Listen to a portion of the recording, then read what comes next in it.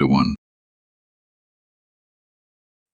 After Alexander the Macedonian, the son of Philip, who came out of the land of Chittim, and struck Darius king of the Persians and Medes, it came to pass, after he had struck him, that he reigned in his place in former time over Greece.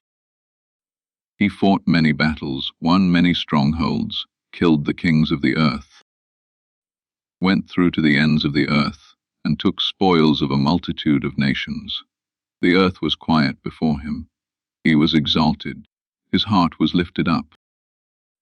He gathered together an exceedingly strong army, and ruled over countries, nations, and principalities, and they paid him tribute. After these things he fell sick, and perceived that he was going to die.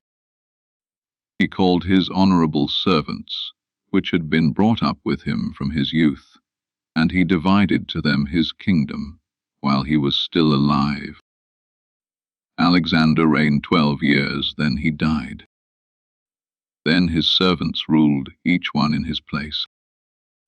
They all put crowns upon themselves after he was dead, and so did their sons after them many years, and they multiplied evils in the earth.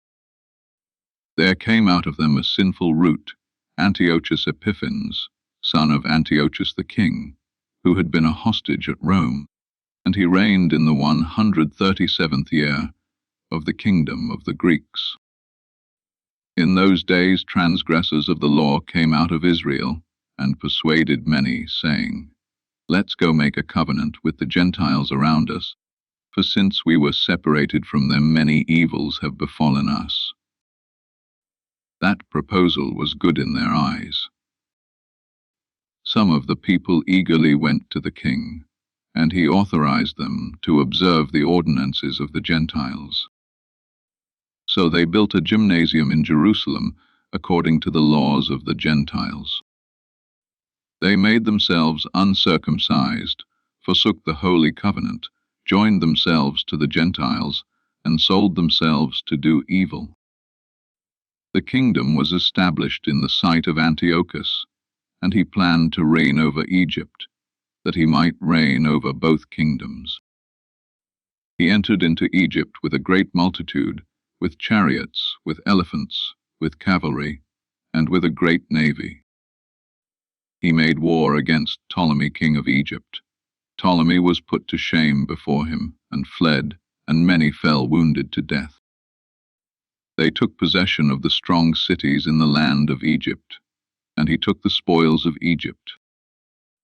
Antiochus, after he had defeated Egypt, returned in the 143rd year, and went up against Israel and Jerusalem with a great multitude, and entered presumptuously into the sanctuary, and took the golden altar, the lampstand for the light, and all its utensils. He took the table of the showbread, the cups for the drink offerings, the bowls, the golden censers, the veil, the crowns, and the gold decoration on the front of the temple. He peeled it all off. He took the silver, the gold, and the precious vessels. He took the hidden treasures which he found. When he had taken all of these, he went away into his own land. He made a great slaughter, and spoke very arrogantly. Great mourning came upon Israel, in every place where they were.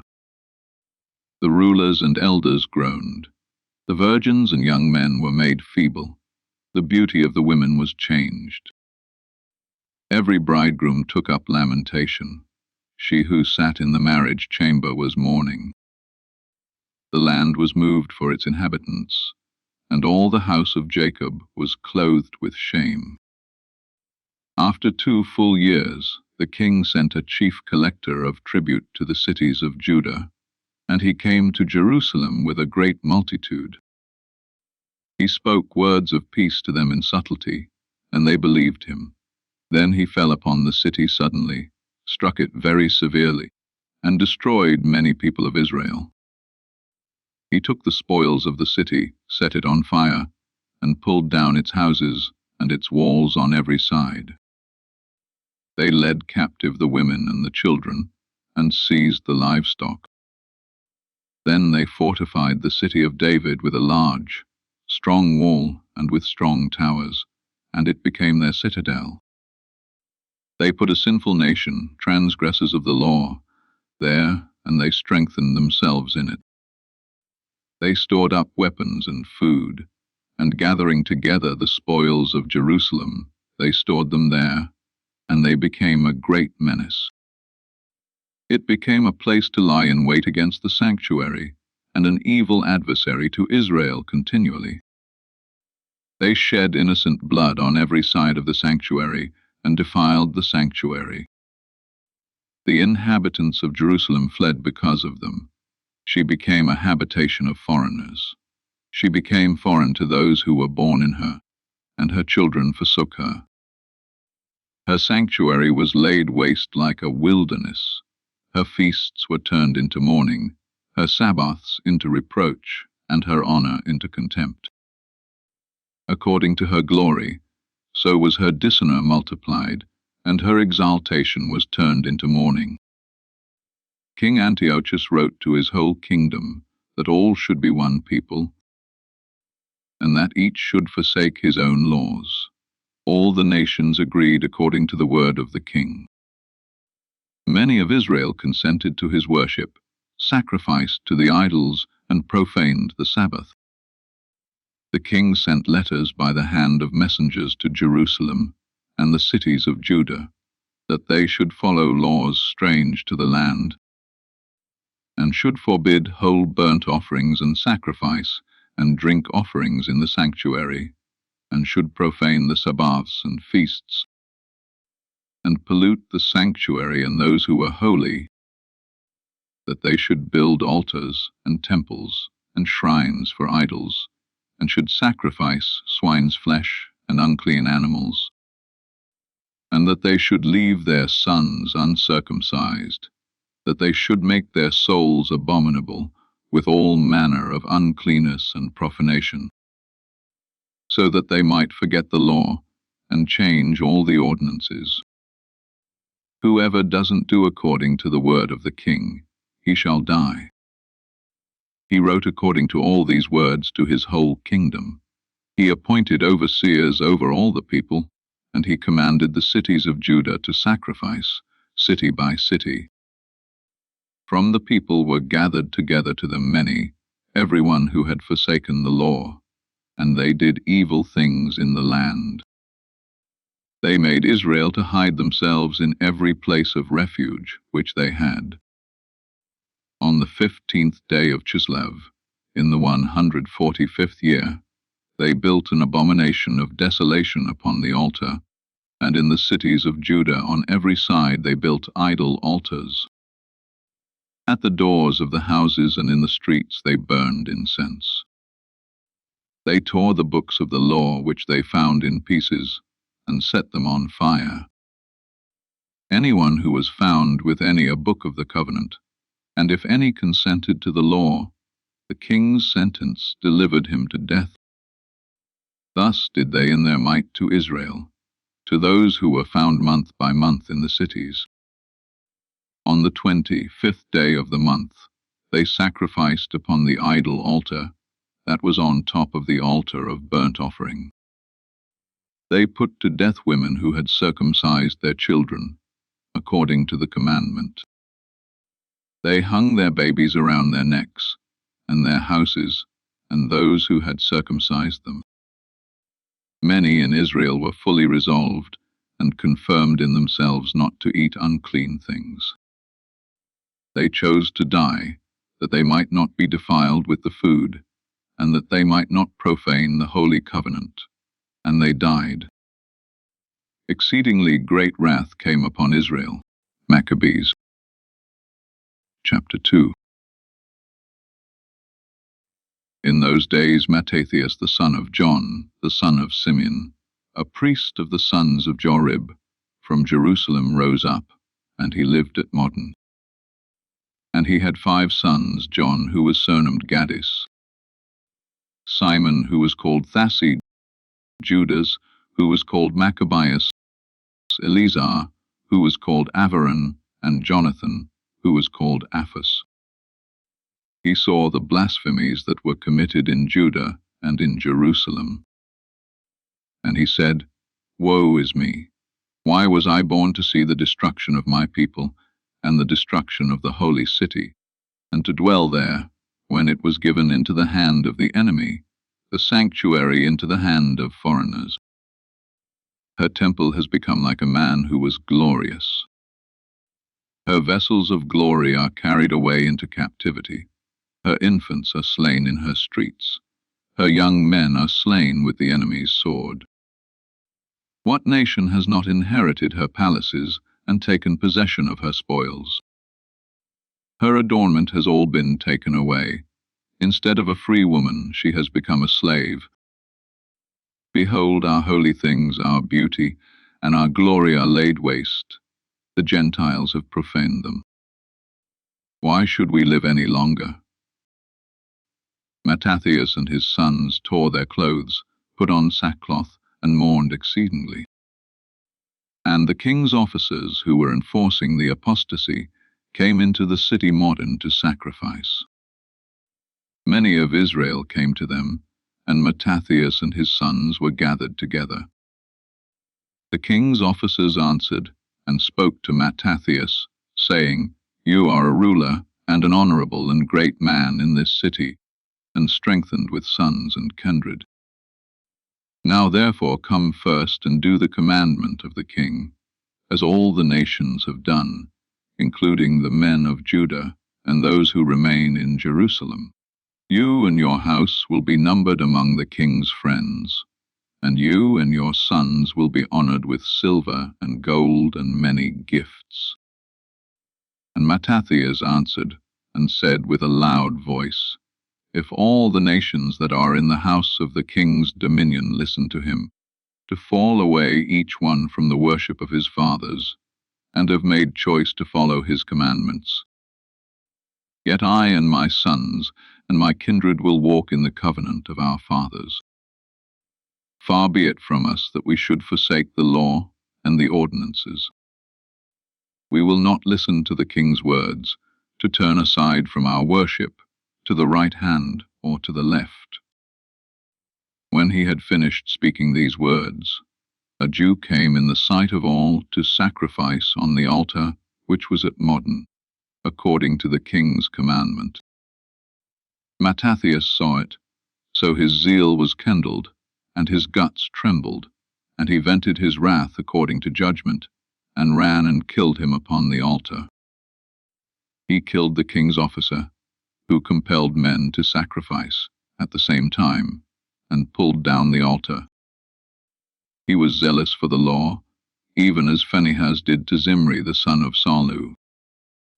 Mattathias cried out in the city with a loud voice, saying, "Whoever is zealous for the law and maintains the covenant, let him follow me." He and his sons fled into the mountains and left all that they had in the city. Then many who sought justice and judgment went down into the wilderness to live there. They, their children, their wives, and their livestock, because evils were multiplied upon them. It was told the king's officers and the forces that were in Jerusalem, the city of David, that certain men who had broken the king's commandment had gone down into the secret places in the wilderness. And many pursued after them, and having overtaken them, they encamped against them, and set the battle in array against them on the Sabbath day. They said to them, "Enough of this. Come out and do according to the word of the king, and you will all live." They said, "We won't come out. We won't do the word of the king to profane the Sabbath day." Then the enemy hurried to attack them. They didn't answer them. They didn't cast a stone at them or block their secret places, saying, "Let's all die in our innocence. Heaven and earth testify for us that you put us to death unjustly." So they attacked them on the Sabbath, and they died, they, their wives, their children, and their livestock, in number 1,000 souls of men.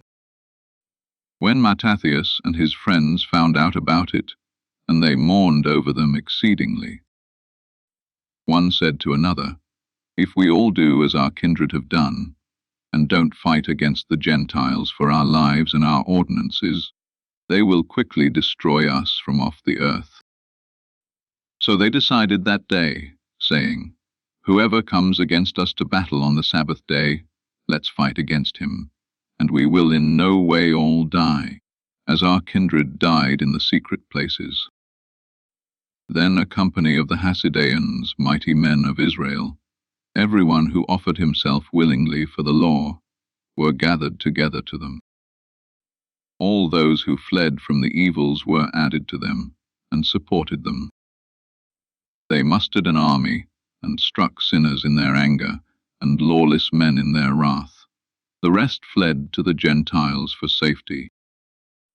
And Mattathias and his friends went around, and pulled down the altars. They forcibly circumcised the boys who were uncircumcised, as many as they found in the coasts of Israel. They pursued the arrogant, and the work prospered in their hand. They rescued the law out of the hand of the Gentiles, and out of the hand of the kings. They never allowed the sinner to triumph. The days of Mattathias drew near that he should die, and he said to his sons, "Now pride and scorn have gained strength. It is a season of overthrow and indignant wrath. Now, my children, be zealous for the law, and give your lives for the covenant of your fathers. Call to remembrance the deeds of our fathers, which they did in their generations, and receive great glory and an everlasting name. Wasn't Abraham found faithful in temptation, and it was reckoned to him for righteousness? Joseph in the time of his distress kept the commandment, and became Lord of Egypt. Phinehas our father, because he was exceedingly zealous, obtained the covenant of an everlasting priesthood. Joshua became a judge in Israel for fulfilling the word. Caleb obtained a heritage in the land for testifying in the congregation. David inherited the throne of a kingdom forever, and ever for being merciful. Elijah was taken up into heaven, because he was exceedingly zealous for the law. Hananiah, Azariah, and Mishael believed, and was saved out of the flame. Daniel was delivered from the mouth of lions for his innocence. Thus consider from generation to generation that no one who put their trust in him will lack for strength. Don't be afraid of the words of a sinful man, for his glory will be dung and worms. Today he will be lifted up, and tomorrow he will in no way be found, because he has returned to dust, and his thought has perished. You, my children, be strong, and show yourselves men on behalf of the law, for in it you will obtain glory. Behold Simon your brother, whom I know to be a man of counsel. Always listen to him. He shall be a father to you. Judas Maccabeus has been strong and mighty from his youth. He shall be your captain, and shall fight the battle of the people. Rally around all the doers of the law, and avenge the wrong done to your people. Repay the Gentiles, and obey the commandments of the law. He blessed them, and was gathered to his ancestors. He died in the 146th year, and his sons buried him in the tombs of his ancestors at Modin. All Israel made great lamentation for him. Phim. Chapter 3. His son Judas, who was called Maccabeus, rose up in his place. All his kindred helped him, and so did all those who joined with his father, and they fought with gladness the battle of Israel. He got his people great glory, and put on a breastplate like a giant, and bound his warlike harness around him, and set battles in array, protecting the army with his sword. He was like a lion in his deeds, and like a lion's cub roaring for prey. He hunted and pursued the lawless, and he burned up those who troubled his people. The lawless shrunk back for fear of him, and all the workers of lawlessness were very troubled, and deliverance prospered in his hand. He angered many kings and made Jacob glad with his acts. His memory is blessed forever. He went through the cities of Judah, destroyed the ungodly out of the land, and turned away wrath from Israel. He was renowned to the utmost part of the earth. He gathered together those who were ready to perish. Apollonius gathered the Gentiles together with a great army from Samaria to fight against Israel. Judas learned of it, and he went out to meet him, struck him, and killed him. Many fell wounded to death, and the rest fled. They took their spoils, and Judas took Apollonius's sword, and he fought with it all his days. Seron, the commander of the army of Syria, heard that Judas had gathered a large company, including a body of faithful men who stayed with him, went out to war. He said, "I will make myself a name and get myself glory in the kingdom. I will fight against Judas and those who are with him, who despise the king's command." A mighty army of the ungodly went up with him to help him, to take vengeance on the children of Israel. He came near to the ascent of Betharon, and Judas went out to meet him with a small company. But when they saw the army coming to meet them, they said to Judas, "What? Shall we be able, being a small company, to fight against so great and strong a multitude? We for our part are faint, having tasted no food this day." Judas said, "It is an easy thing for many to be hemmed in by the hands of a few. With heaven it is all one, to save by many or by few. For victory in battle stands not in the multitude of an army, but strength is from heaven. They come to us in fullness of insolence and lawlessness, to destroy us and our wives and our children, and to plunder us. But we fight for our lives and our laws. He himself will crush them before our face, but as for you, don't be afraid of them." Now when he had finished speaking, he rushed suddenly against Seron and his army, and they were defeated before him. They pursued them down the descent of Bethhoron to the plain, and about 800 men of them fell, but the rest fled into the land of the Philistines. The fear of Judas and his kindred, and the dread of them, began to fall on the nations around them. His fame reached the king, and every nation told of the battles of Judas. But when King Antiochus heard these words, he was full of indignation, and he sent and gathered together all the forces of his realm, an exceedingly strong army. He opened his treasury, and gave his forces pay for a year, and commanded them to be ready for every need. He saw that the money was gone from his treasures, and that the tributes of the country were small, because of the dissension and disaster which he had brought upon the land, to the end that he might take away the laws which had been from the first days. He was afraid that he wouldn't have enough, as at other times, for the charges and the gifts which he used to give with a liberal hand, more abundantly than the kings who were before him. And he was exceedingly perplexed in his mind, and he determined to go into Persia, and to take the tributes of those countries, and to gather much money. He left Lysias, an honorable man, and one of royal lineage, to be over the affairs of the king from the river Euphrates to the borders of Egypt, and to bring up his son Antiochus until he came again. He delivered to Lysias half of his forces and the elephants, and gave him charge of all the things that he would have done, and concerning those who lived in Judea and in Jerusalem, that he should send an army against them to root out and destroy the strength of Israel and the remnant of Jerusalem, and to take away their memory from the place, and that he should make foreigners live in all their territory, and should divide their land to them by lot. The king took the half that remained of the forces, and left Antioch, his royal city, in the 147th year, and he passed over the river Euphrates, and went through the upper countries.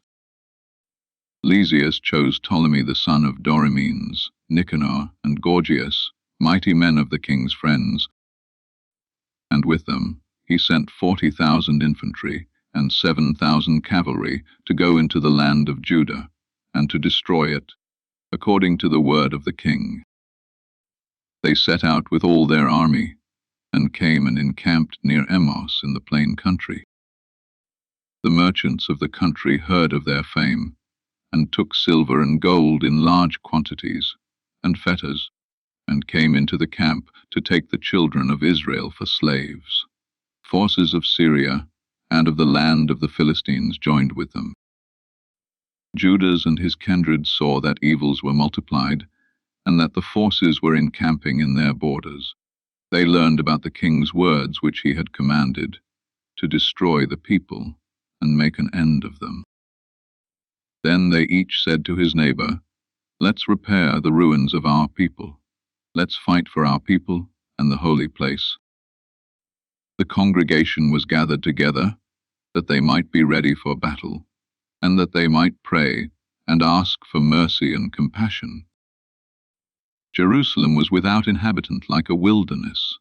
There was none of her offspring who went in or went out. The sanctuary was trampled down. Children of foreigners were in the citadel. The Gentiles lived there. Joy was taken away from Jacob, and the pipe and the harp ceased. They gathered themselves together and came to Mizpeh, near Jerusalem, for in Mizpeh there used to be a place of prayer for Israel. They fasted that day, put on sackcloth, put ashes on their heads, tore their clothes, and opened the book of the law to learn about the things for which the Gentiles consulted the images of their idols. They brought the priests' garments, the first fruits, and the tithers. They stirred up the Nazarites, who had accomplished their days. They cried aloud toward heaven, saying, "What should we do with these men? Where should we carry them away? Your holy place is trampled down and profaned. Your priests mourn in humiliation. And behold, the Gentiles are assembled together against us to destroy us. You know what things they imagine against us. How will we be able to stand against them, unless you help us?" They sounded with the trumpets, and gave a loud shout. And after this Judah's appointed leaders of the people, captains of thousands, captains of hundreds, captains of 50s, and captains of 10s. He said to those who were building houses, were betrothing wives, were planting vineyards, and were fearful that they should return, each man to his own house according to the law. The army marched out and encamped upon the south side of Emos. Judah said, "Arm yourselves and be valiant men. Be ready in the morning to fight with these Gentiles who are assembled together against us to destroy us and our holy place. For it is better for us to die in battle than to see the calamities of our nation and the holy place. Nevertheless, as may be the will in heaven, so shall he do." Maccabees. Chapter 4. Gorgias took 5,000 infantry, 1,000 chosen cavalry, and the army moved out at night, that it might fall upon the army of the Jews and strike them suddenly. The men of the citadel were his guides. Judas heard of this, and he and the valiant men moved, that he might strike the king's army which was at Emos, while the forces were still dispersed from the camp. Gorgias came into the camp of Judas at night, and found no man. He sought them in the mountains, for he said, "These men are running away from us." As soon as it was day, Judas appeared in the plain with 3,000 men. However, they didn't have the armor and swords they desired. They saw the camp of the Gentiles strong and fortified, with cavalry all around it, and these were expert in war. Judas said to the men who were with him, "Don't be afraid of their numbers, or when they charge.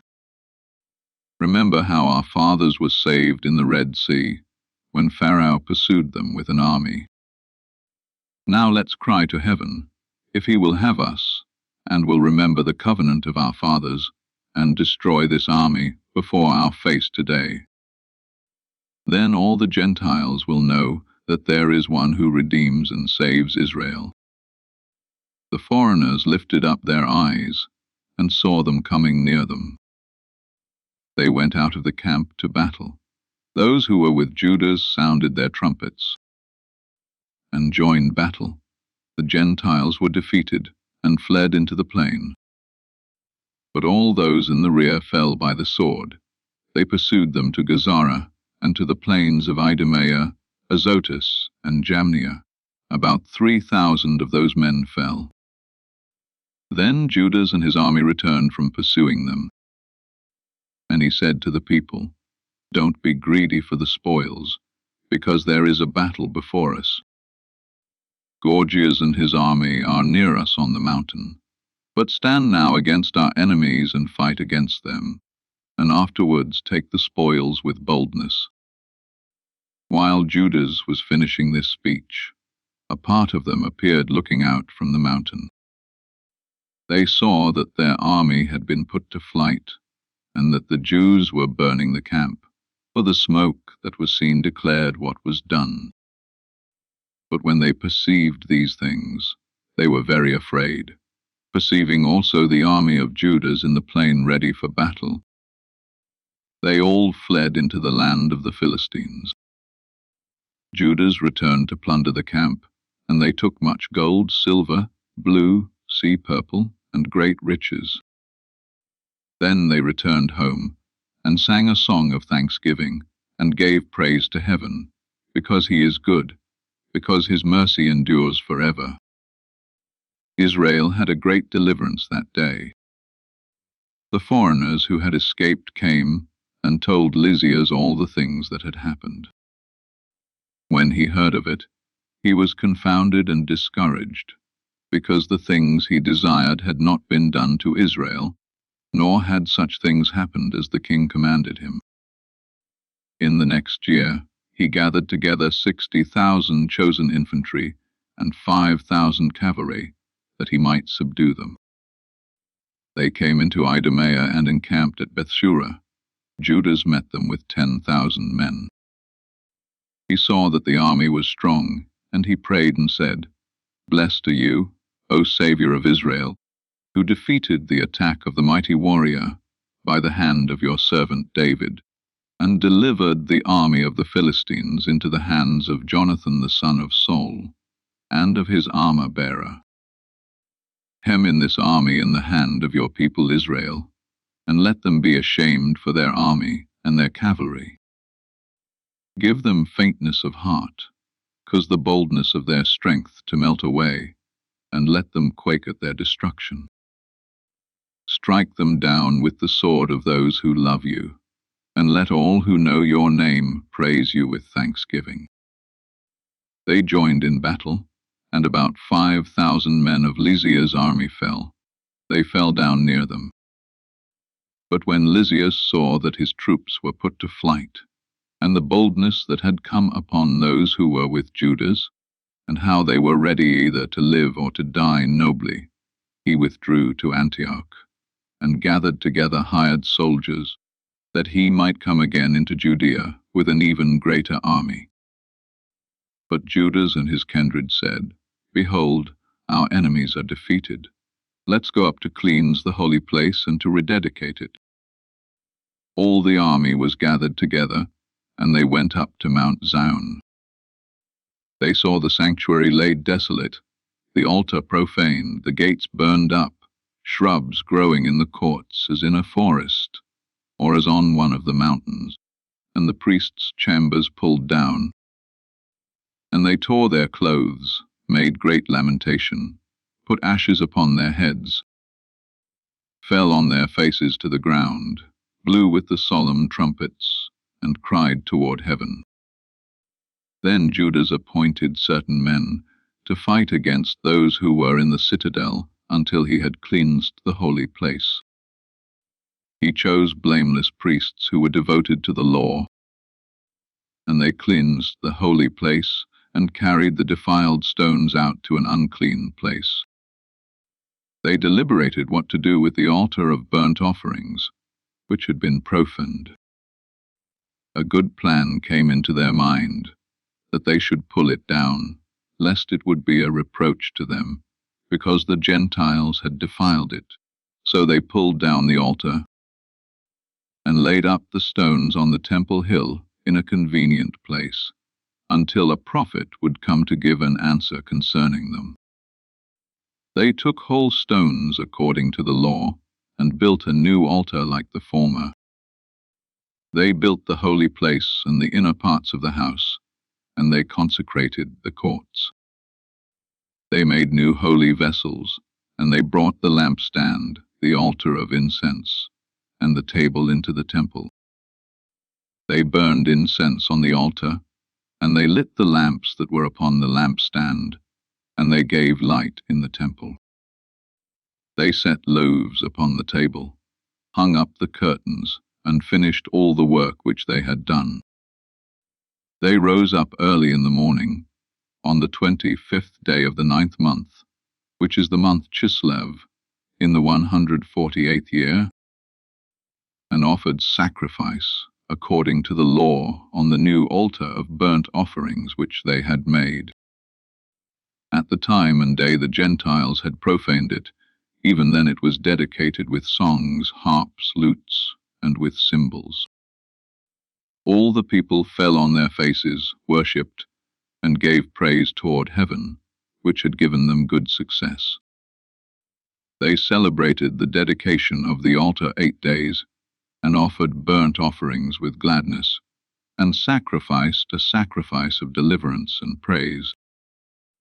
They decorated the front of the temple with crowns of gold and small shields. They dedicated the gates and the priests' chambers, and made doors for them. There was exceedingly great gladness among the people, and the reproach of the Gentiles was turned away. Judas and his kindred and the whole congregation of Israel ordained that the days of the dedication of the altar should be kept in their seasons from year to year for 8 days, from the 25th day of the month Chislev, with gladness and joy. At that time they fortified Mount Zion with high walls and strong towers around it, lest perhaps the Gentiles might come and trample them down, as they had done before. Judas stationed a garrison to guard it. They fortified Bethsura to keep it, that the people might have a stronghold near Idumea. Maccabees. Chapter 5.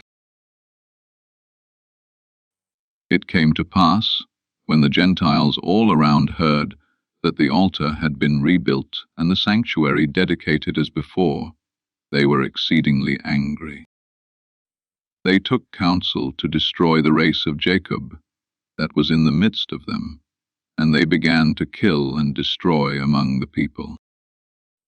Judas fought against the children of Esau in Idumea at Acrabattene, because they besieged Israel. He struck them with a great slaughter, humbled them, and took their spoils. He remembered the wickedness of the children of Baan, who were a snare and a stumbling block to the people, lying in wait for them on the highways.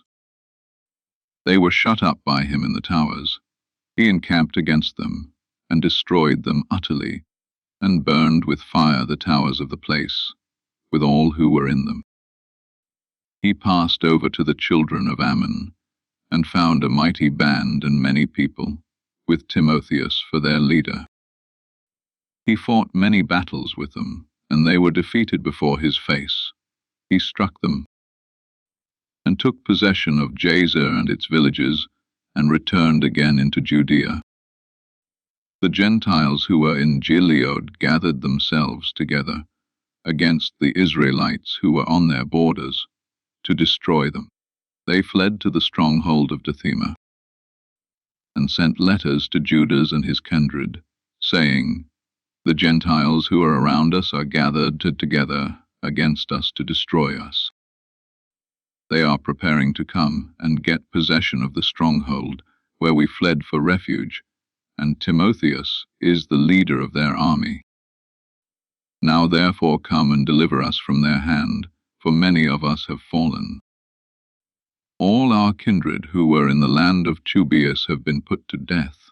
They have carried their wives, their children, and their stuff into captivity. They destroyed about 1,000 men there."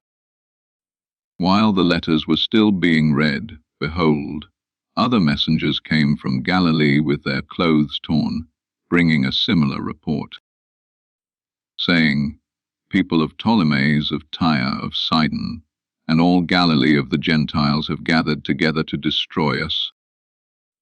Now when Judas and the people heard these words, a great congregation assembled together to determine what they should do for their kindred, who were in distress and under attack. Judas said to Simon his brother, "Choose men and go deliver your kindred who are in Galilee, but Jonathan my brother and I will go into the land of Gilead."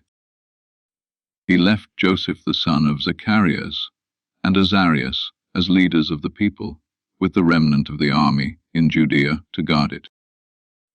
He commanded them, saying, "Take charge of this people, and fight no battle with the Gentiles until we return." Then 3,000 men were assigned to go into Galilee with Simon, but 8,000 men were assigned to Judas to go into the land of Gilead. Simon went into Galilee and fought many battles with the Gentiles, and the Gentiles were defeated before him. He pursued them to the gate of Ptolemais. About 3,000 men of the Gentiles fell, and he took their spoils. They took to them those who were in Galilee and in Arbata, with their wives, their children, and all that they had, and brought them into Judea with great gladness. Judas Maccabeus and his brother Jonathan passed over the Jordan, and went 3 days' journey in the wilderness. They met with the Nabathæans, and these met them in a peaceful manner, and told them all things that had happened to their kindred in the land of Gilead, and how many of them were shut up in Bozrah, Alima, Caspha, Maked, and Carnam. All these cities are strong and large, and how they were shut up in the rest of the cities of the land of Gilead, and that tomorrow they planned to encamp against the strongholds, and to take them, and to destroy all these men in one day. Judas and his army turned suddenly by the way of the wilderness to Bozrah, and he took the city, and killed all the males with the edge of the sword, took all their spoils, and burned the city with fire. He left there at night, and went until he came to the stronghold. When the morning came, they lifted up their eyes and saw many people who couldn't be counted, bearing ladders and engines of war, to take the stronghold, and they were fighting against them. Judas saw that the battle had begun, and that the cry of the city went up to heaven, with trumpets and a great sound. And he said to the men of his army, "Fight today for your kindred." Then he went out behind them in 3 companies. They sounded with their trumpets and cried out in prayer.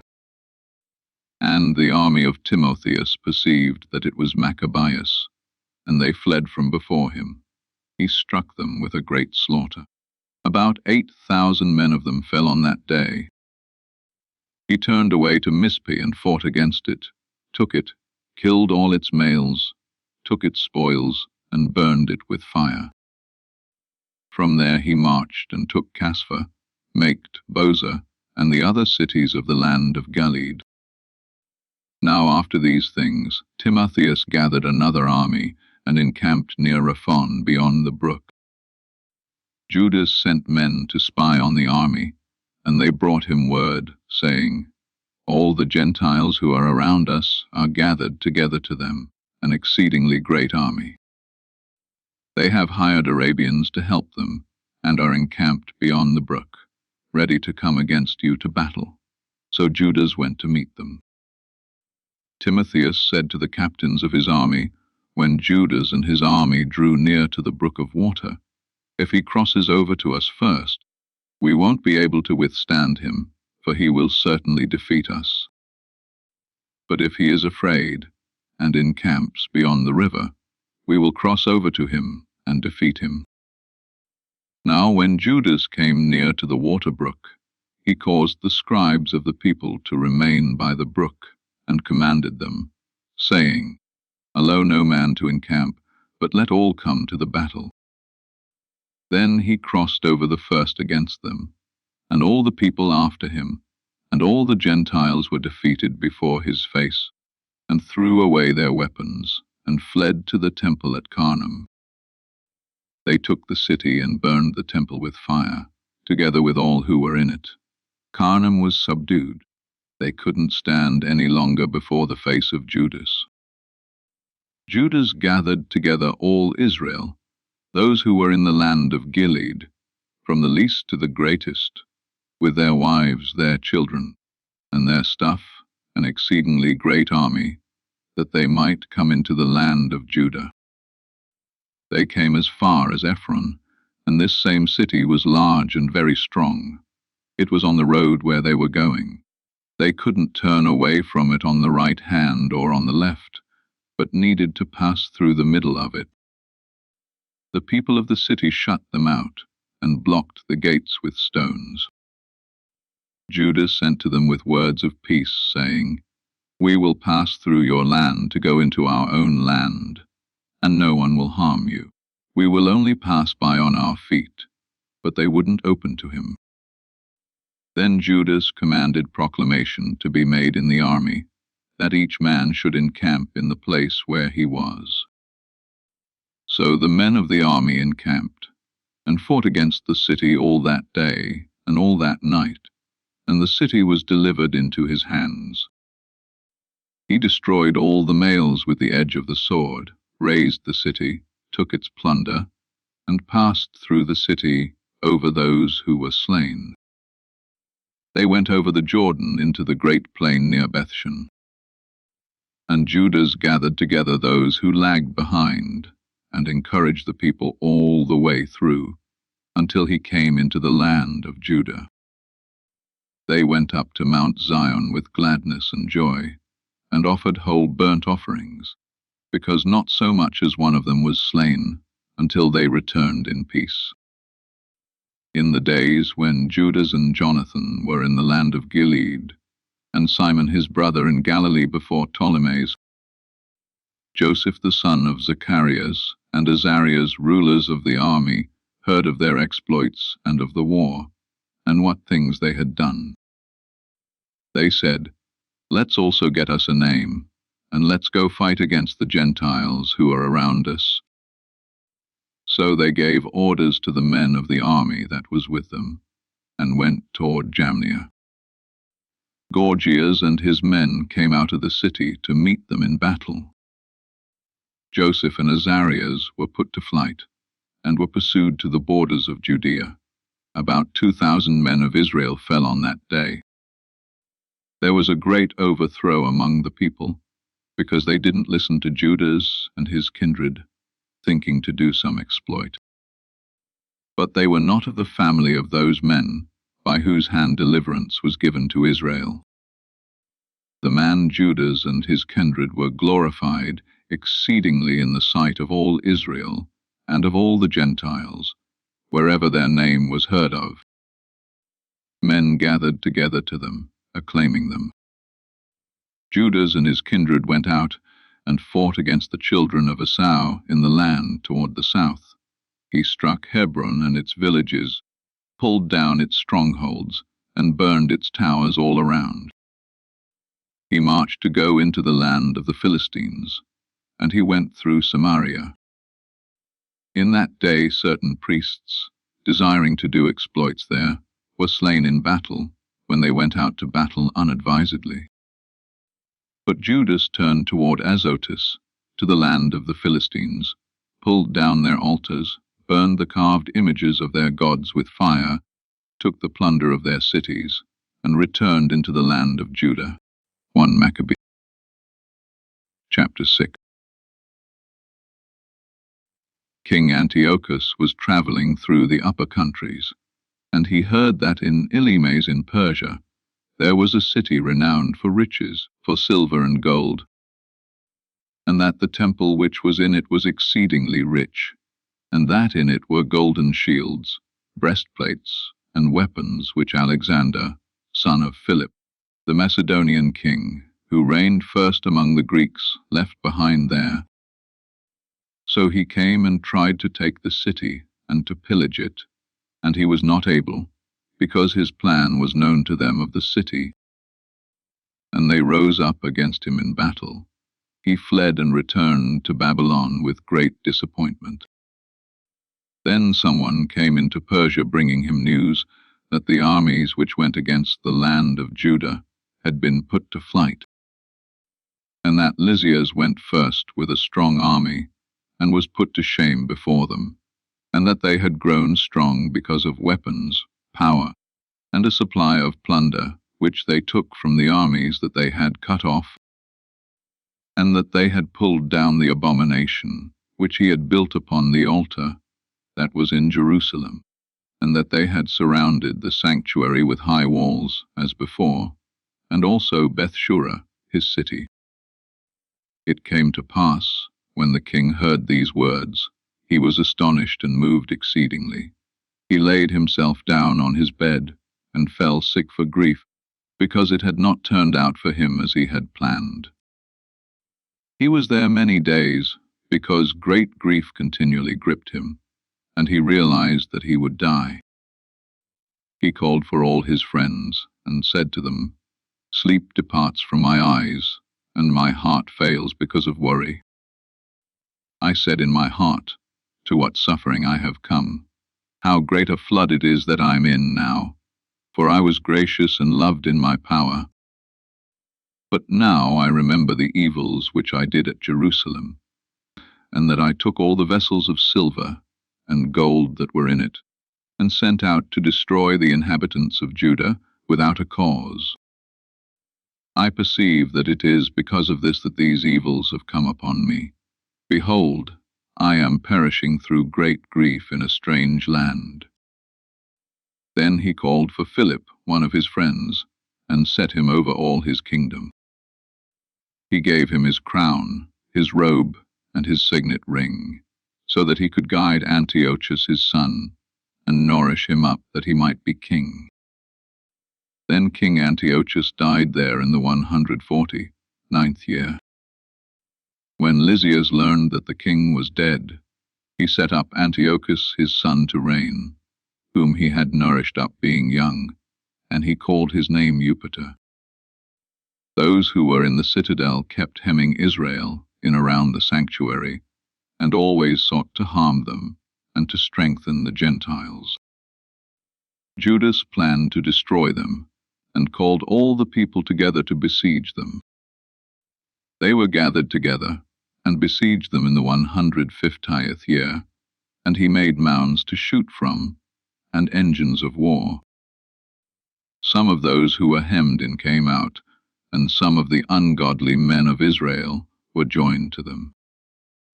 They went to the king and said, "How long will you not execute judgment and avenge our kindred? We were willing to serve your father, and to live by his words, and to follow his commandments. Because of this, the children of our people besieged the citadel, and were alienated from us, but as many of us as they could catch, they killed, and plundered our inheritances. Not against us only did they stretch out their hand, but also against all their borders. Behold, they are encamped this day against the citadel at Jerusalem to take it. They have fortified the sanctuary and Bethshura.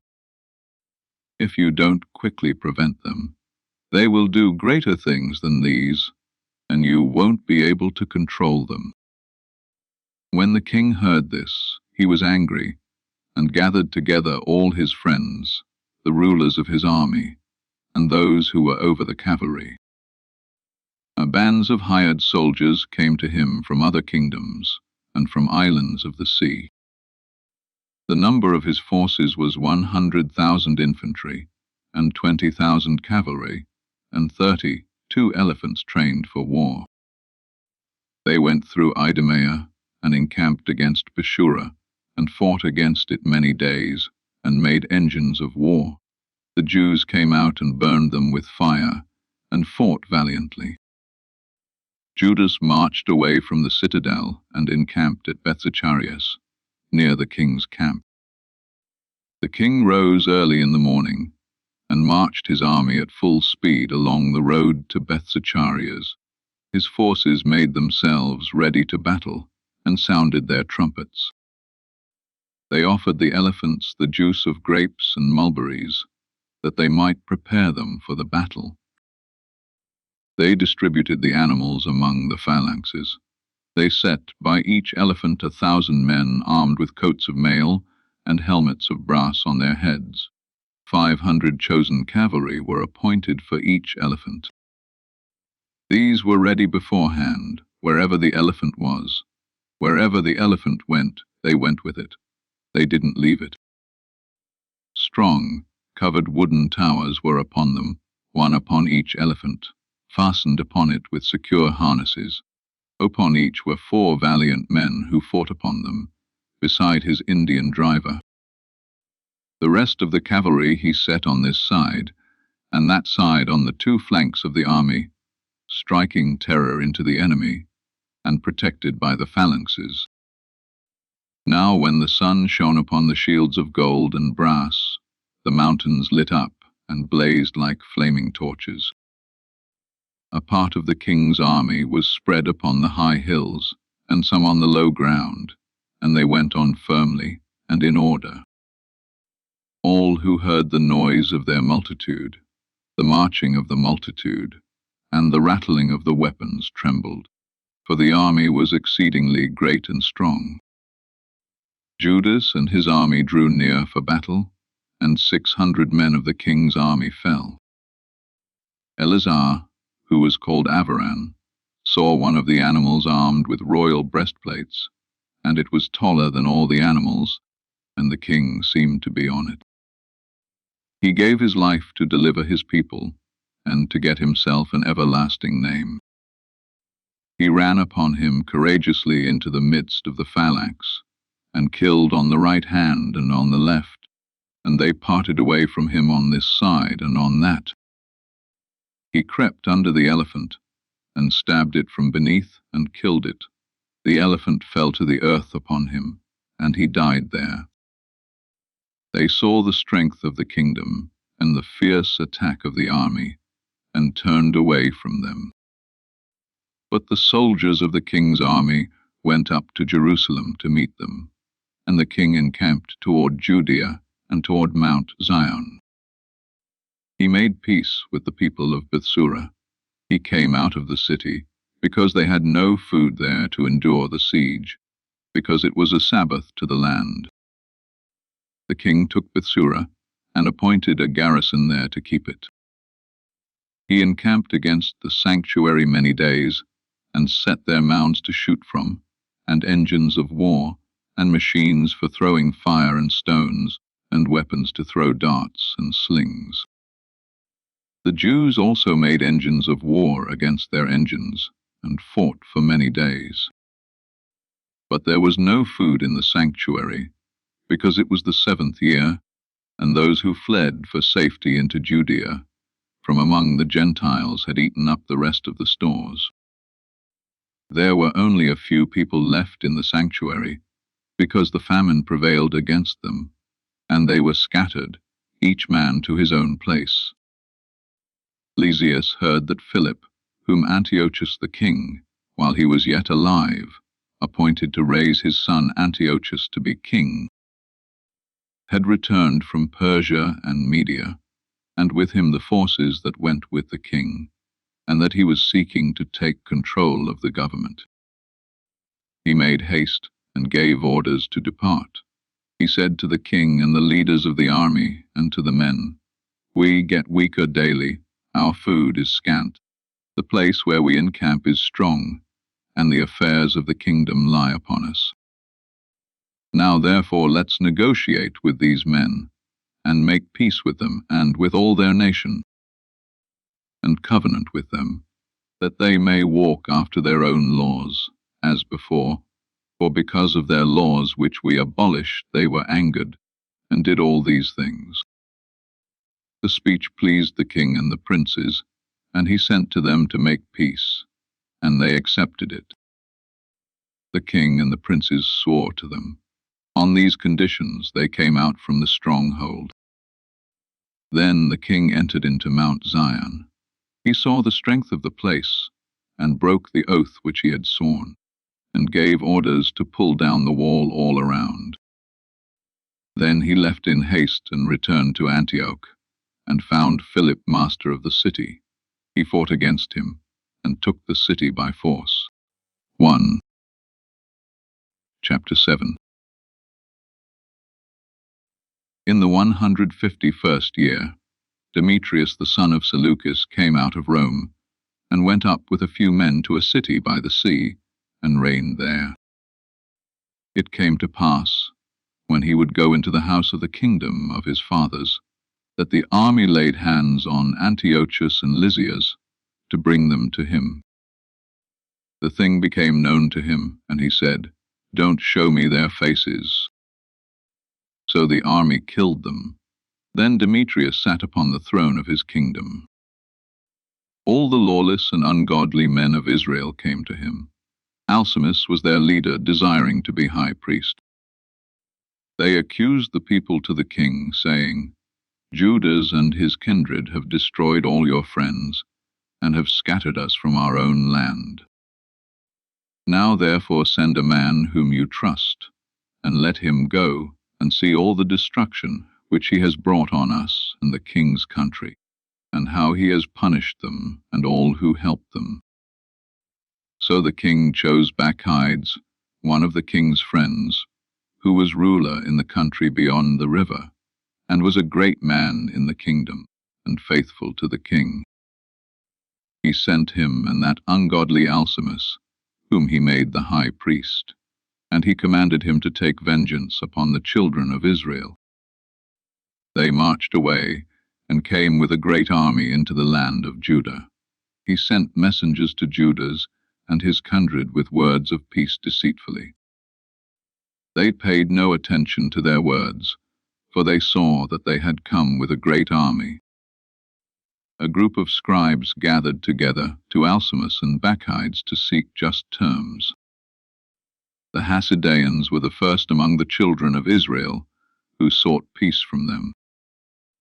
For they said, "One who is a priest of the seed of Aaron has come with the army, and he will do us no wrong." He spoke with them words of peace, and swore to them, saying, "We won't seek to harm you or your friends." They trusted him.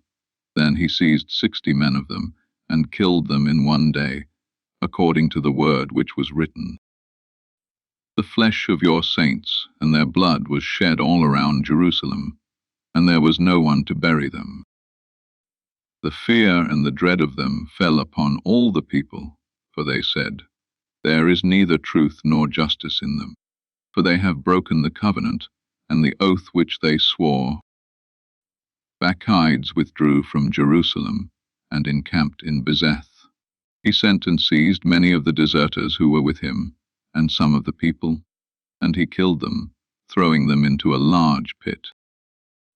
He placed Alcimus in charge of the country, and left with him a force to aid him. Then Maccabees went away to the king. Alcimus struggled to maintain his high priesthood. All those who troubled their people joined him, and they took control of the land of Judah, and did great damage in Israel. Judah saw all the wrongs that Alcimus and his company had done among the children of Israel, even more than the Gentiles. He went out into all the borders of Judea, and took vengeance on the men who had deserted from him, and they were restrained from going out into the country. But when Alcimus saw that Judas and his company had grown strong, and knew that he was not able to withstand them, he returned to the king, and brought evil accusations against them. Then the king sent Nicanor, one of his honorable princes, a man who hated Israel and was their enemy, and commanded him to destroy the people. Nicanor came to Jerusalem with a great army. He sent to Judas and his kindred deceitfully with words of peace, saying, "Let there be no battle between me and you. I will come with a few men, that I may see your faces in peace." He came to Judas, and they saluted one another peaceably. The enemies were ready to seize Judas by violence. This was known to Judas, that he came to him with deceit, and he was very afraid of him, and would see his face no more. Nicanor found out that his plan was disclosed, and he went out to meet Judas in battle beside Capharsalama. About 500 men of Nicanor's army fell, and the rest fled into the city of David. After these things, Nicanor went up to Mount Zion. Some of the priests came out of the sanctuary, with some of the elders of the people, to salute him peaceably, and to show him the whole burnt sacrifice that was being offered for the king. He mocked them, laughed at them, derided them shamefully, spoke arrogantly, and swore in a rage, saying, "Unless Judas and his army are now delivered into my hands, it shall be that, if I return safely, I will burn up this house." And he went out in a great rage. The priests entered in, and stood before the altar and the temple, and they wept, and said, "You chose this house to be called by your name, to be a house of prayer and supplication for your people. Take vengeance on this man and his army, and let them fall by the sword. Remember their blasphemies, and don't allow them to live any longer." Then Nicanor went out from Jerusalem, and encamped in Bethoron, and there the Syrian army met him. Judas encamped in Adassa with 3,000 men. Judas prayed and said, "When those who came from the king blasphemed, your angel went out, and struck among them 185,000. Even so, crush this army before us today, and let all the rest know that he has spoken wickedly against your sanctuary. Judge him according to his wickedness." On the 13th day of the month Adar, the armies met in battle. Nicanor's army was defeated, and he himself was the first to fall in the battle. Now when his army saw that Nicanor had fallen, they threw away their weapons and fled. They pursued them a day's journey from Adassa until you come to Gazara, and they sounded an alarm after them with the signal trumpets. Men came out of all the surrounding villages of Judea and outflanked them. These turned them back on those, and they all fell by the sword. There wasn't one of them left. The Jews took the spoils and the booty, and they cut off Nicanor's head and his right hand, which he had stretched out so arrogantly, and brought them, and hung them up beside Jerusalem. The people were exceedingly glad, and they kept that day as a day of great gladness. They ordained to keep this day year by year on the 13th day of Adar. So the land of Judah had rest a few days. Maccabees. Chapter 8. Judas heard of the fame of the Romans, that they are valiant men, and have pleasure in all who join themselves to them, and make friends with all who come to them, and that they are valiant men. They told him of their wars and exploits, which they do among the Gauls, and how they conquered them, and forced them to pay tribute, and what things they did in the land of Spain, that they might take control of the silver and gold mines which were there, and how by their policy and persistence they conquered all the place, and the place was exceedingly far from them, and the kings who came against them from the uttermost part of the earth, until they had defeated them, and struck them severely, and how the rest give them tribute year by year. Philip and Perseus, king of Chittim, and those who lifted up themselves against them, they defeated in battle and conquered them. Antiochus also, the great king of Asia, came against them to battle, having 120 elephants, with cavalry, chariots, and an exceedingly great army, and he was defeated by them. They took him alive, and decreed that both he and those who reigned after him should give them a great tribute, and should give hostages, and a parcel of land from the best of their provinces. The countries of India, Media, and Lydia, they took them from him, and gave them to King Eumenes. Judas heard how the Greeks planned to come and destroy them. But this became known to them, and they sent against them a general who fought against them, and many of them fell down wounded to death, and they made captive their wives and their children, and plundered them, and conquered their land, and pulled down their strongholds, and plundered them, and brought them into bondage to this day. The remaining kingdoms and islands, as many as rose up against them at any time, they destroyed and made them to be their servants. But with their friends, and those who relied on them, they stayed friends. They conquered the kingdoms that were near, and those that were far off, and all that heard of their fame were afraid of them. Moreover, whoever they desired to help and to make kings, these they make kings, and whoever they desired, they depose. They are exalted exceedingly. For all this, none of them ever put on a crown, neither did they clothe themselves with purple, as a display of grandeur. Judas heard how they had made for themselves a senate house, and day by day 320 men sat in council, consulting always for the people, to the end they might be well governed, and how they commit their government to one man year by year, that he should rule over them, and control all their country, and all are obedient to that one, and there is neither envy nor emulation among them. So Judas chose Eupolemus the son of John, the son of Achos, and Jason the son of Eleazar, and sent them to Rome, to establish friendship and alliance with them, and that they should free the yoke from themselves, for they saw that the kingdom of the Greeks kept Israel in bondage. Then they went to Rome, a very long journey, and they entered into the Senate house, and said, Judas, who is also called Maccabees, and his kindred, and the people of the Jews have sent us to you, to make an alliance and peace with you, and that we might be registered as your allies and friends. This thing was pleasing to them.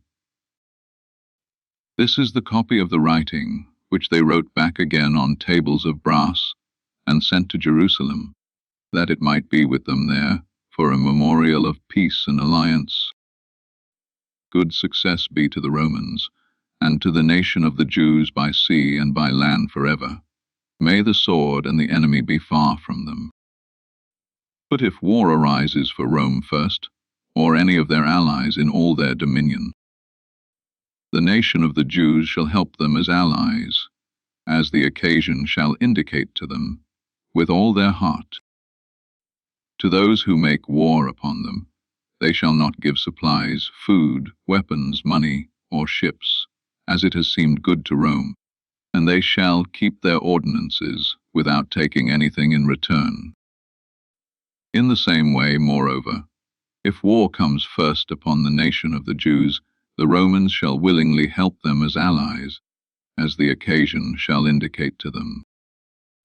And to those who are fighting with them, there shall not be given food, weapons, money, or ships, as it has seemed good to Rome. They shall keep these ordinances, and that without deceit. According to these terms, the Romans made a treaty with the Jewish people.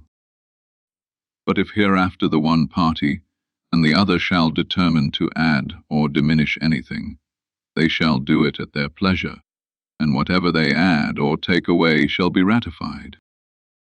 Concerning the evils which King Demetrius is doing to them, we have written to him, saying, Why have you made your yoke heavy on our friends and allies the Jews?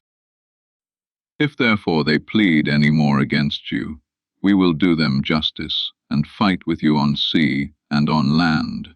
Maccabees. Chapter 9. Demetrius heard that Nicanor had fallen with his forces in battle, and he sent Bacchides and Alcimus again into the land of Judah a second time, and the right wing of his army with them. They went by the way that leads to Gilgal, and encamped against Mesaloth, which is in Arbela, and took possession of it, and killed many people. The first month of the 152nd year, they encamped against Jerusalem. Then they marched away and went to Berea with 20,000 infantry and 2,000 cavalry. Judas was encamped at Elasa with 3,000 chosen men. They saw the multitude of the forces, that they were many, and they were terrified. Many slipped away out of the army. There were not left of them more than 800 men. Judas saw that his army slipped away, and that the battle pressed upon him, and he was very troubled in spirit, because he had no time to gather them together, and he became faint. He said to those who were left, Let's arise and go up against our adversaries, if perhaps we may be able to fight with them. They tried to dissuade him, saying, There is no way we are able, but let's rather save our lives now. Let's return again with our kindred, and fight against them, but we are too few. Judas said, Let it not be so that I should do this thing, to flee from them. If our time has come, let's die in a manly way for our kindred's sake, and not leave a cause of reproach against our honor. The army marched out from the camp, and stood to encounter them. The cavalry was divided into 2 companies, and the slingers and the archers went before the army, and all the mighty men that fought in the front of the battle. Bacchides was in the right wing. The phalanx advanced on the 2 parts, and they blew with their trumpets. The men by Judas' side sounded with their trumpets, and the earth shook with the shout of the armies, and the battle was joined, and continued from morning until evening. Judas saw that Bacchides and the strength of his army were on the right side, and all that were brave in heart went with him. And the right wing was defeated by them, and he pursued after them to the Mount Azotus. Those who were on the left wing saw that the right wing was defeated, and they turned and followed in the footsteps of Judas and of those who were with him. The battle became desperate, and many on both sides fell wounded to death. Judas fell, and the rest fled. Jonathan and Simon took Judas their brother, and buried him in the tomb of his ancestors at Modin. They wept for him. All Israel made great lamentation for him, and mourned many days, and said, How the mighty has fallen, the Saviour of Israel!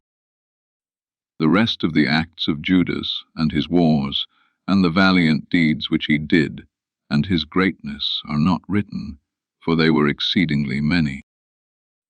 It came to pass after the death of Judas, that the lawless emerged within all the borders of Israel. All those who did iniquity rose up. In those days there was an exceedingly great famine, and the country went over to their side. Bacchides chose the ungodly men, and made them rulers of the country. They inquired and searched for the friends of Judas, and brought them to Bacchides, and he took vengeance on them, and used them despitefully. There was great suffering in Israel, such as was not since the time prophets stopped appearing to them. All the friends of Judas were gathered together, and they said to Jonathan, "Since your brother Judas has died, we have no man like him to go out against our enemies and Bacchides, and among those of our nation who hate us. Now therefore we have chosen you this day to be our prince and leader in his place, that you may fight our battles." So Jonathan took the governance upon him at that time, and rose up in the place of his brother Judas. When Bacchides found out, he tried to kill him. Jonathan and Simon his brother, and all who were with him, knew it, and they fled into the wilderness of Tekoa, and encamped by the water of the pool of Asphah. Bacchides found this out on the Sabbath day, and came he and all his army, over the Jordan. Jonathan sent his brother, a leader of the multitude, and implored his friends the Nabathæans, that they might store their baggage, which was much, with them. The children of Jambri came out of Medeba, and seized John and all that he had, and went their way with it. But after these things, they brought word to Jonathan and Simon his brother, that the children of Jambri were celebrating a great wedding, and were bringing the bride, a daughter of one of the great nobles of Canaan, from Nadabath with a large escort. They remembered John their brother, and went up, and hid themselves under the cover of the mountain. They lifted up their eyes and looked, and saw a great procession with much baggage. The bridegroom came out with his friends, and his kindred to meet them with timbrels, musicians, and many weapons. They rose up against them from their ambush and killed them, and many fell wounded to death. The remnant fled into the mountain, and the Jews took all their spoils. So the wedding was turned into mourning, and the voice of their musicians into lamentation. They avenged fully the blood of their brother, and turned back to the marshes of the Jordan. Bacchides heard it, and he came on the Sabbath day to the banks of Jordan with a great army. Jonathan said to his company, "Let's stand up now and fight for our lives, for things are different today than they were yesterday, and the day before. For, behold, the battle is before us and behind us. Moreover, the water of the Jordan is on this side, and on that side, and marsh and thicket. There is no place to escape. Now therefore cry to heaven, that you may be delivered out of the hand of your enemies." So the battle was joined, and Jonathan stretched out his hand to strike Bacchides, and he turned away back from him. Jonathan and those who were with him leapt into the Jordan, and swam over to the other side. The enemy didn't pass over the Jordan against them. About 1,000 men of Bacchides' company fell that day, and he returned to Jerusalem. They built strong cities in Judea, the stronghold that was in Jericho, and Emmaus, Bethhoron, Bethel, Timnath, Pharathon, and Tephon, with high walls and gates and bars. He set garrisons in them to harass Israel. He fortified the city Bethsura, Gazara, and the citadel, and put troops and stores of food in them. He took the sons of the chief men of the country for hostages, and put them under guard in the citadel at Jerusalem. And in the 153rd year, in the 2nd month, Alcimus gave orders to pull down the wall of the inner court of the sanctuary. He also pulled down the works of the prophets. He began to pull down. At that time was Alcimus stricken, and his works were hindered, and his mouth was stopped, and he was taken with a palsy, and he could no more speak anything, and give orders concerning his house. Alcimus died at that time with great torment. Bacchides saw that Alcimus was dead, and he returned to the king. Then the land of Judah had rest for 2 years. Then all the lawless men took counsel, saying, "Behold, Jonathan and his men are dwelling at ease and in security. Now therefore we will bring Bacchides, and he will capture them all in one night." They went and consulted with him. He marched out and came with a great army, and sent letters secretly to all his allies who were in Judea, that they should seize Jonathan and those who were with him, but they couldn't, because their plan was known to them. Jonathan's men seized about 50 of the men of the country, who were authors of the wickedness, and he killed them. Jonathan, Simon, and those who were with him went away to Bethbasi, which is in the wilderness, and he built up that which had been pulled down, and they made it strong. Bacchides found out about it, and he gathered together all his multitude, and sent orders to those who were of Judea. He went and encamped against Bethbasi, and fought against it many days, and made engines of war. Jonathan left his brother Simon in the city, and went out into the country, and he went with a few men. He struck Odomorah and his kindred, and the children of Phaziron in their tents. They began to strike them, and to go up with their forces. Then Simon and those who were with him went out of the city, and set the engines of war on fire, and fought against Bacchides, and he was defeated by them. They afflicted him severely, for his counsel and expedition was in vain. They were very angry with the lawless men, who gave him counsel to come into the country, and they killed many of them. Then he decided to depart into his own land. Jonathan learned of this, and sent ambassadors to him, to the end that they should make peace with him, and that he should restore to them the captives. He accepted the thing, and did according to his words, and swore to him that he would not seek his harm all the days of his life. He restored to him the captives which he had taken before out of the land of Judah, and he returned and departed into his own land, and didn't come any more into their borders. Thus the sword ceased from Israel. Jonathan lived at Michmash. Jonathan began to judge the people, and he destroyed the ungodly out of Israel. 1. Chapter 10. In the 160th year, Alexander Epiphanes, the son of Antiochus, went up and took possession of Ptolemais. They received him, and he reigned there.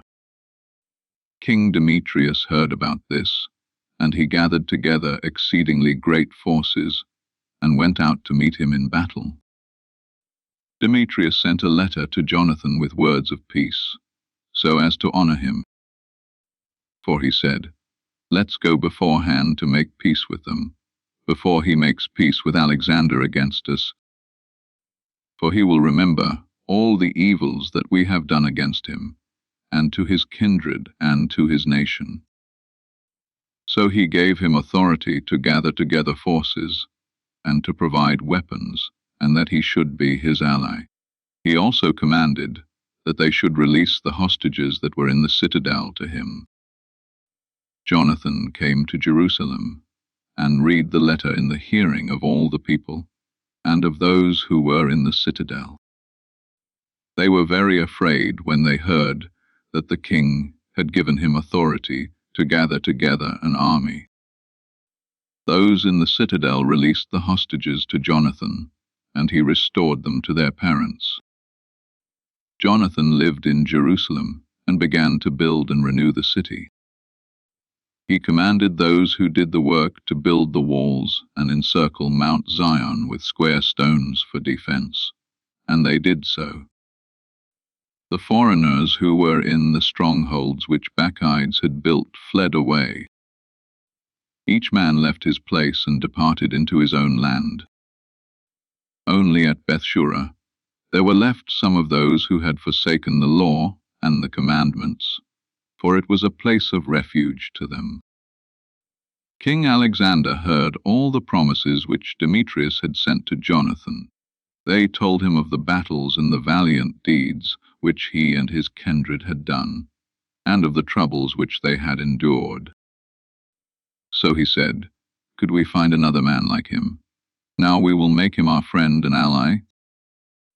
He wrote a letter and sent it to him, in these words, saying, "King Alexander, to his brother Jonathan, greetings.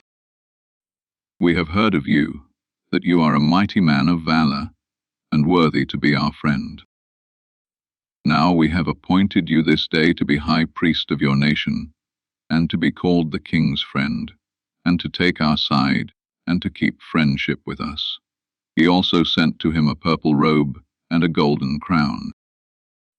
And Jonathan put on the holy garments in the 7th month of the 160th year, at the Feast of Tabernacles, and he gathered together forces and provided weapons in abundance.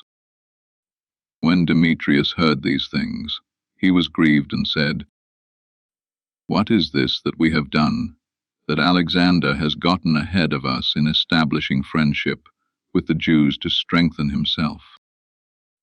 I also will write to them words of encouragement and of honor and of gifts, that they may be with me to aid me." So he sent to them this message, "King Demetrius, to the nation of the Jews, greetings. Since as you have kept your covenants with us, and continued in our friendship, and have not joined yourselves to our enemies, we have heard of this and are glad. Now continue still to keep faith with us, and we will repay you with good in return for your dealings with us. We will grant you many immunities and give you gifts. Now I free you and release all the Jews from the tributes, from the salt tax, and from the crown levies. Instead of the third part of the seed, and instead of half of the fruit of the trees, which falls to me to receive, I release it from this day and henceforth, so that I will not take it from the land of Judah, and from the 3 districts which are added to it from the country of Samaria and Galilee, from this day forth, and for all time. Let Jerusalem be holy and free with her borders, tithes, and taxes. I yield up also my authority over the citadel, which is at Jerusalem, and give it to the high priest, that he may appoint in it men whom he chooses to keep it. Every soul of the Jews who has been carried captive from the land of Judah into any part of my kingdom, I set at liberty without payment. Let all officials also cancel the taxes on their livestock. All the feasts, the Sabbaths, new moons, appointed days, 3 days before a feast, and 3 days after a feast, let them all be days of immunity, and release for all the Jews who are in my kingdom. No man shall have authority to exact anything from any of them, or to trouble them concerning any matter. Let there be enrolled among the king's forces about 30,000 men of the Jews, and pay shall be given to them, as is due to all the king's forces. Of them, some shall be placed in the king's great strongholds, and some of them shall be placed over the affairs of the kingdom, which are positions of trust. Let those who are over them, and their rulers, be of themselves, and let them walk after their own laws, even as the king has commanded in the land of Judah.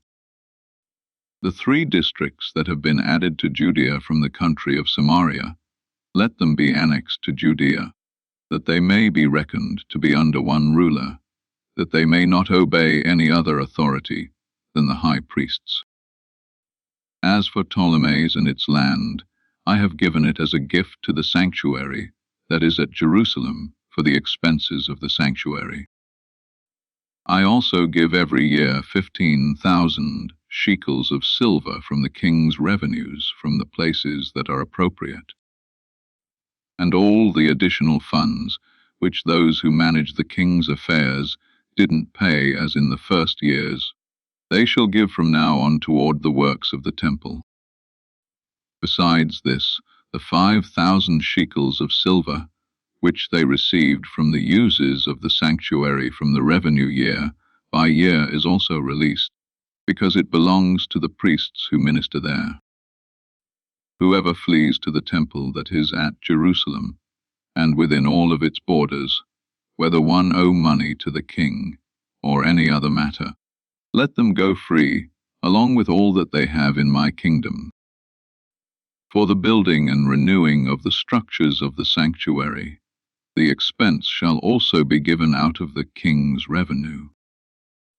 For the building of the walls of Jerusalem, and fortifying it all around, the expense shall also be given out of the king's revenue, also for the building of the walls in Judea. Now when Jonathan and the people heard these words, they gave no credence to them, and didn't accept them, because they remembered the great evil which he had done in Israel, and that he had afflicted them very severely. They were well pleased with Alexander, because he was the first who spoke words of peace to them, and they were allies with him always. King Alexander gathered together great forces and encamped near Demetrius. The two kings joined battle, and the army of Alexander fled, and Demetrius followed after him, and prevailed against them. He strengthened the battle exceedingly, until the sun went down, and Demetrius fell that day. Alexander sent ambassadors to Ptolemy king of Egypt with this message: Since I have returned to my kingdom, and am seated on the throne of my fathers, and have established my dominion, and have overthrown Demetrius, and have taken possession of our country. Yes, I joined the battle with him, and he and his army were defeated by us, and we sat on the throne of his kingdom. Now also let's make friends with one another. Give me now your daughter as my wife. I will be joined with you, and will give both you and her gifts worthy of you. Ptolemy the king answered, saying, Happy is the day you returned to the land of your ancestors, and sat on the throne of their kingdom.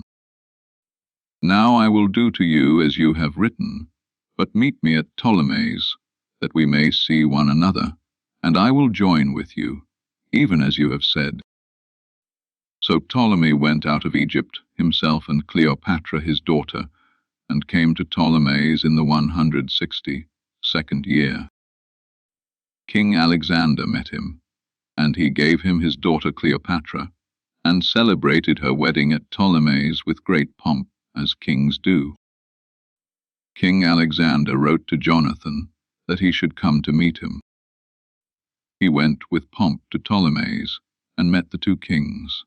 He gave them and their friends silver and gold, and many gifts, and found favor in their sight. Some malcontents out of Israel, men who were transgressors of the law, gathered together against him to complain against him, but the king paid no attention to them. The king commanded that they take off Jonathan's garments and clothe him in purple, and they did so. The king made him sit with him, and said to his princes, Go out with him into the midst of the city, and proclaim that no man may complain against him of any matter, and let no man trouble him for any reason. It came to pass, when those who complained against him saw his honor according to the proclamation, and saw him clothed in purple, they all fled away. The king gave him honor, and enrolled him among his chief friends, and made him a captain and governor of a province. Then Jonathan returned to Jerusalem with peace and gladness. In the 165th year, Demetrius, son of Demetrius, came out of Crete into the land of his ancestors. When King Alexander heard of it, he grieved exceedingly and returned to Antioch. Demetrius appointed Apollonius, who was over Coele-Syria, and he gathered together a great army, and encamped against Jamnia, and sent to Jonathan the high priest, saying, You alone lift up yourself against us, but I am ridiculed and in reproach because of you. Why do you assume authority against us in the mountains? Now therefore, if you trust in your forces, come down to us into the plain, and let's match strength with each other there, for the power of the cities is with me. Ask and learn who I am, and the rest who help us. They say, Your foot can't stand before our face. for your ancestors have been put to flight twice in their own land. Now you won't be able to withstand the cavalry and such an army as this in the plain, where there is no stone or pebble, or place to flee." Now when Jonathan heard the words of Apollonius, he was moved in his mind, and he chose 10,000 men, and went out from Jerusalem, and Simon his brother met him to help him. Then he encamped against Joppa. The people of the city shut him out, because Apollonius had a garrison in Joppa. So they fought against it. The people of the city were afraid, and opened to him, and Jonathan became master of Joppa. Apollonius heard about that, and he gathered an army of 3,000 cavalry, and a great army, and went to Azotus as though he were on a journey, and at the same time advanced onward into the plain, because he had a multitude of cavalry which he trusted. He pursued him to Azotus, and the armies joined battle. Apollonius had secretly left 1,000 cavalry behind them. Jonathan learned that there was an ambush behind him. They surrounded his army and shot their arrows at the people, from morning until evening. But the people stood fast, as Jonathan commanded them, and the enemy's horses grew tired. Then Simon brought forward his army and joined battle with the phalanx, for the cavalry were exhausted, and they were defeated by him and fled. The cavalry were scattered in the plain. They fled to Azotus and entered into Beth Dagon, their idol's temple, to save themselves. Jonathan burned Azotus and the cities around it and took their spoils. He burned the temple of Dagon and those who fled into it with fire. Those who had fallen by the sword, plus those who were burned, were about 8,000 men. From there, Jonathan left and encamped against Ascalon. The people of the city came out to meet him with great pomp. Jonathan, with those who were on his side, returned to Jerusalem, having many spoils. It came to pass, when King Alexander heard these things, he honored Jonathan even more. He sent him a gold buckle, as the custom is to give to the king's kindred. He gave him Ekron and all its land for a possession. Chapter 11. Then the king of Egypt gathered together great forces, as the sand which is by the sea shore, and many ships, and sought to make himself master of Alexander's kingdom by deceit, and to add it to his own kingdom. He went out into Syria with words of peace, and the people of the cities opened their gates to him and met him. For King Alexander's command was that they should meet him, because he was his father-in-law. Now as he entered into the cities of Ptolemies, he set his forces for a garrison in each city. But when he came near to Azotus, they showed him the temple of Dagon burned with fire, and Azotus and its pasture lands destroyed, and the bodies cast out, and those who had been burned, whom he burned in the war, for they had made heaps of them in his way. They told the king what Jonathan had done, that they might cast blame on him, but the king kept silent. Jonathan met the king with pomp at Joppa, and they greeted one another, and they slept there. Jonathan went with the king as far as the river that is called Eleutherus, then returned to Jerusalem. But King Ptolemy took control of the cities along the sea coast, to Seleucia which is by the sea, and he devised evil plans concerning Alexander. He sent ambassadors to King Demetrius, saying, "Come, let's make a covenant with one another, and I will give you my daughter whom Alexander has, and you shall reign over your father's kingdom. For I regret that I gave my daughter to him, for he tried to kill me." He accused him, because he coveted his kingdom. Taking his daughter from him, he gave her to Demetrius, and was estranged from Alexander, and their enmity was openly seen. But Ptolemy entered into Antioch, and put on himself the crown of Asia. He put 2 crowns upon his head, the crown of Egypt and that of Asia. But King Alexander was in Cilicia at that time, because the people of that region were in revolt. When Alexander heard of it, he came against him in war. Ptolemy marched out and met him with a strong force, and put him to flight. Alexander fled into Arabia, that he might be sheltered there, but King Ptolemy was triumphant. Zabdiel the Arabian took off Alexander's head, and sent it to Ptolemy. King Ptolemy died the 3rd day after, and those who were in his strongholds were slain by the inhabitants of the strongholds. Demetrius became king in the 167th year. In those days Jonathan gathered together the Judeans to take the citadel that was at Jerusalem. He made many engines of war to use against it. Some lawless men who hated their own nation went to the king and reported to him that Jonathan was besieging the citadel.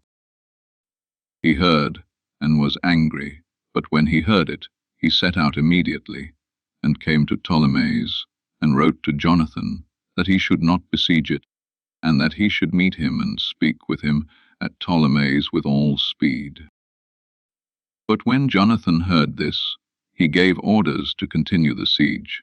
He chose some of the elders of Israel and of the priests, and put himself in peril by taking silver, gold, clothing, and various other presents, and went to Ptolemais to the king. Then he found favor in his sight. Some lawless men of those who were of the nation made complaints against him. And the king did to him even as his predecessors had done to him, and exalted him in the sight of all his friends, and confirmed to him the high priesthood, and all the other honors that he had before, and gave him preeminence among his chief friends. And Jonathan requested of the king that he would make Judea free from tribute, along with the 3 provinces and the country of Samaria, and promised him 300 talents. The king consented, and wrote letters to Jonathan concerning all these things as follows. King Demetrius to his brother Jonathan, and to the nation of the Jews, greetings. The copy of the letter which we wrote to Lasthenes our kinsman concerning you, we have written also to you, that you may see it. King Demetrius to Lasthenes his father, greetings. We have determined to do good to the nation of the Jews, who are our friends, and observe what is just toward us, because of their good will toward us. We have confirmed therefore to them the borders of Judea, and also the 3 governments of Ephraim, Lydda, and Ramathaim. These were added to Judea from the country of Samaria, and all their territory to them, for all who do sacrifice in Jerusalem, instead of the king's dues, which the king received of them yearly before from the produce of the earth, and the fruits of trees. As for the other payments to us from henceforth, of the tithes and the taxes that pertain to us, and the salt pits, and the crown taxes due to us, all these we will give back to them. Not one of these grants shall be annulled from this time forth, and forever. Now therefore be careful to make a copy of these things, and let it be given to Jonathan, and let it be set up on the holy mountain in a suitable and conspicuous place.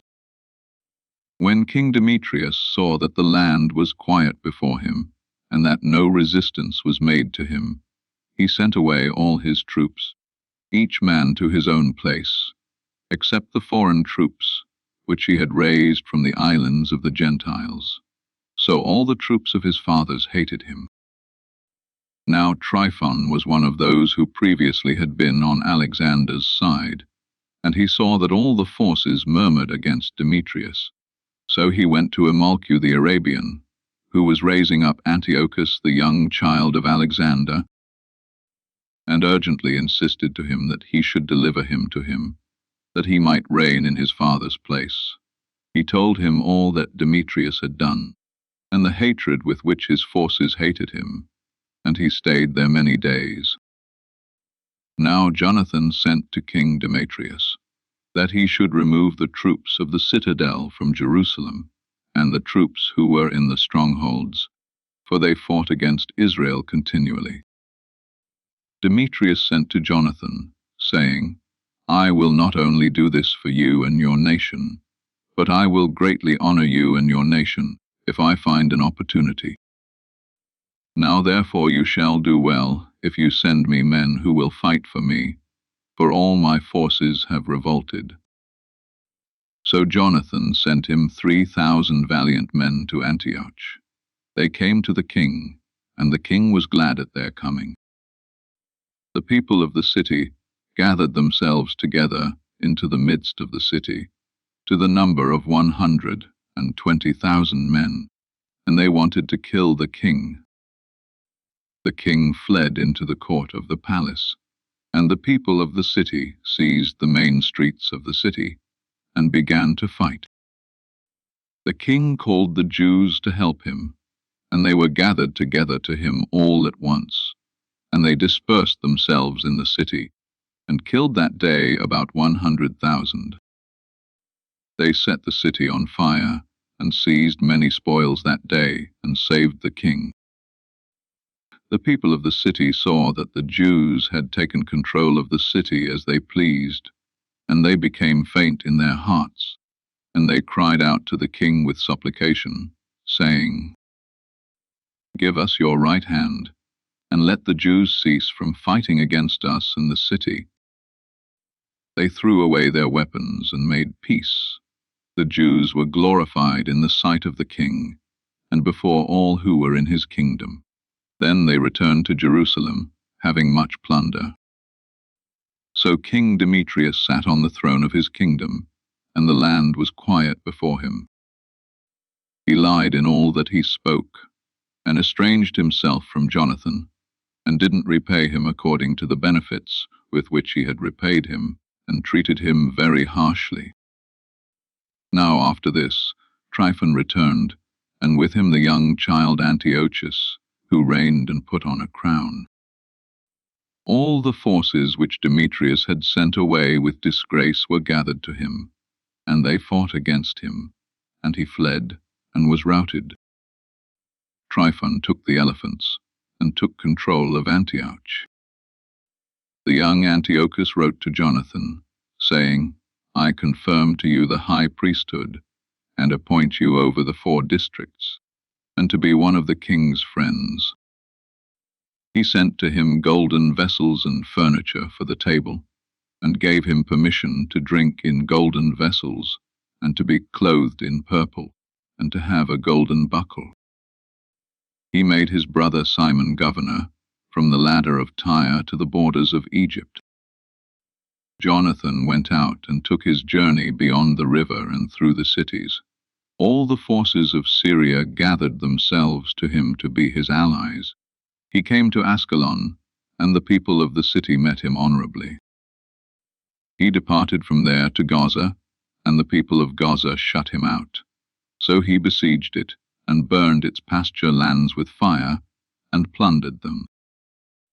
The people of Gaza pleaded with Jonathan, and he gave them his right hand, and took the sons of their princes for hostages, and sent them away to Jerusalem.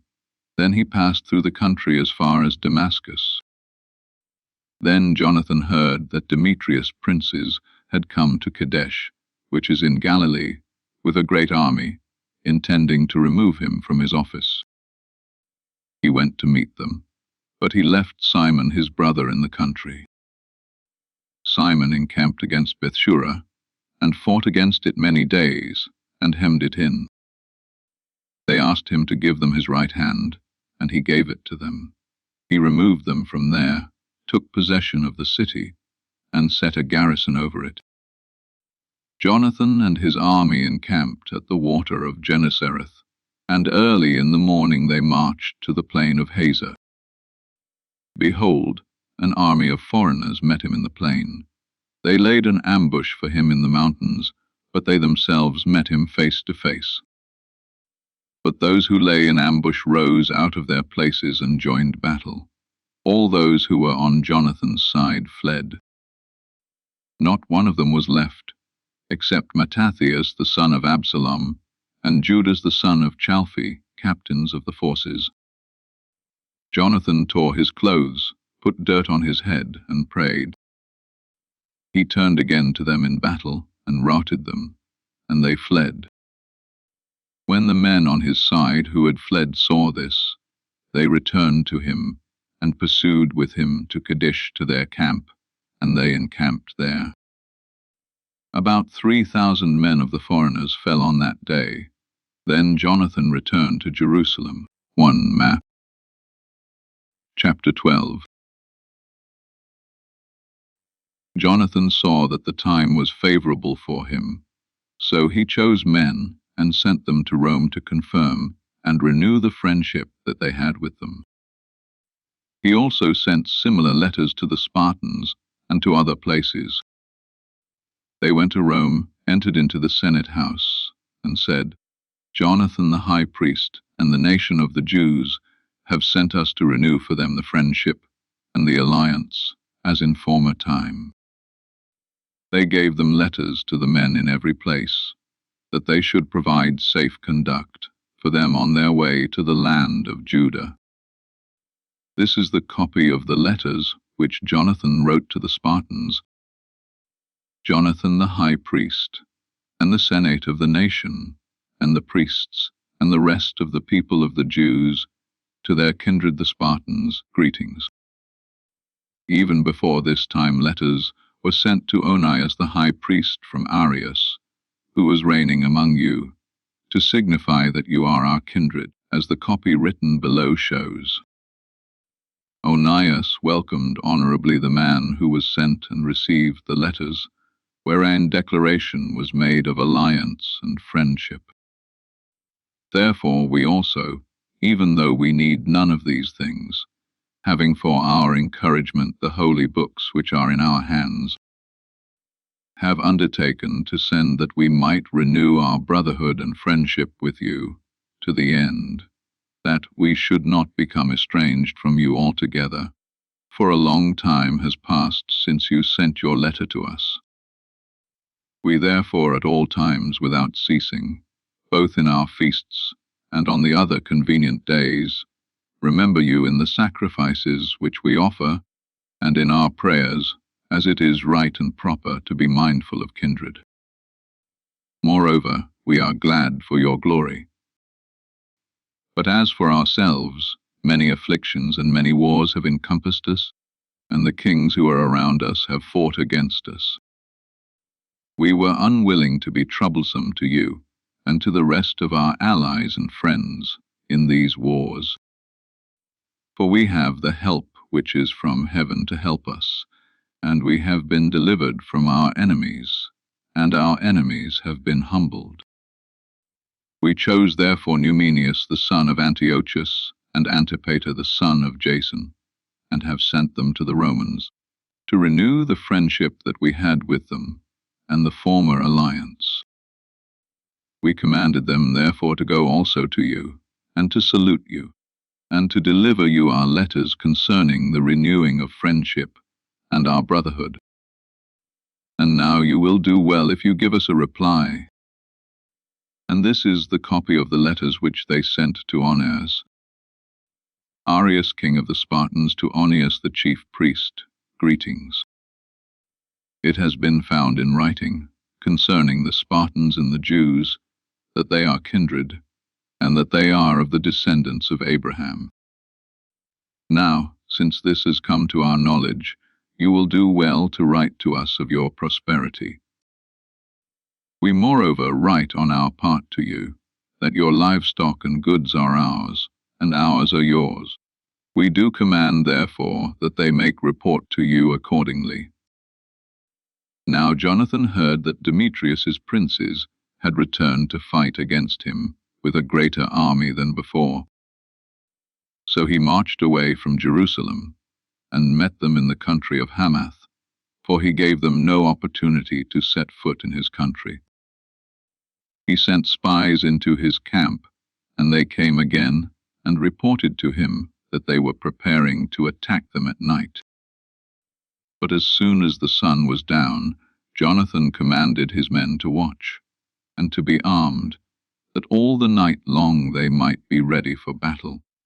He stationed sentinels around the camp. The adversaries heard that Jonathan and his men were ready for battle, and they feared and trembled in their hearts, and they kindled fires in their camp, then withdrew. But Jonathan and his men didn't know it until the morning, for they saw the fires burning. Jonathan pursued after them, but didn't overtake them, for they had gone over the river Eleutherus. Then Jonathan turned toward the Arabians, who are called Zabadeans, and struck them, and took their spoils. He came out from there, and came to Damascus, and took his journey through all the country. Simon went out, and took his journey as far as Ascalon, and the strongholds that were near it. Then he turned toward Joppa, and took possession of it. For he had heard that they were planning to hand over the stronghold to Demetrius' men. He set a garrison there to guard it. Then Jonathan returned, and called the elders of the people together.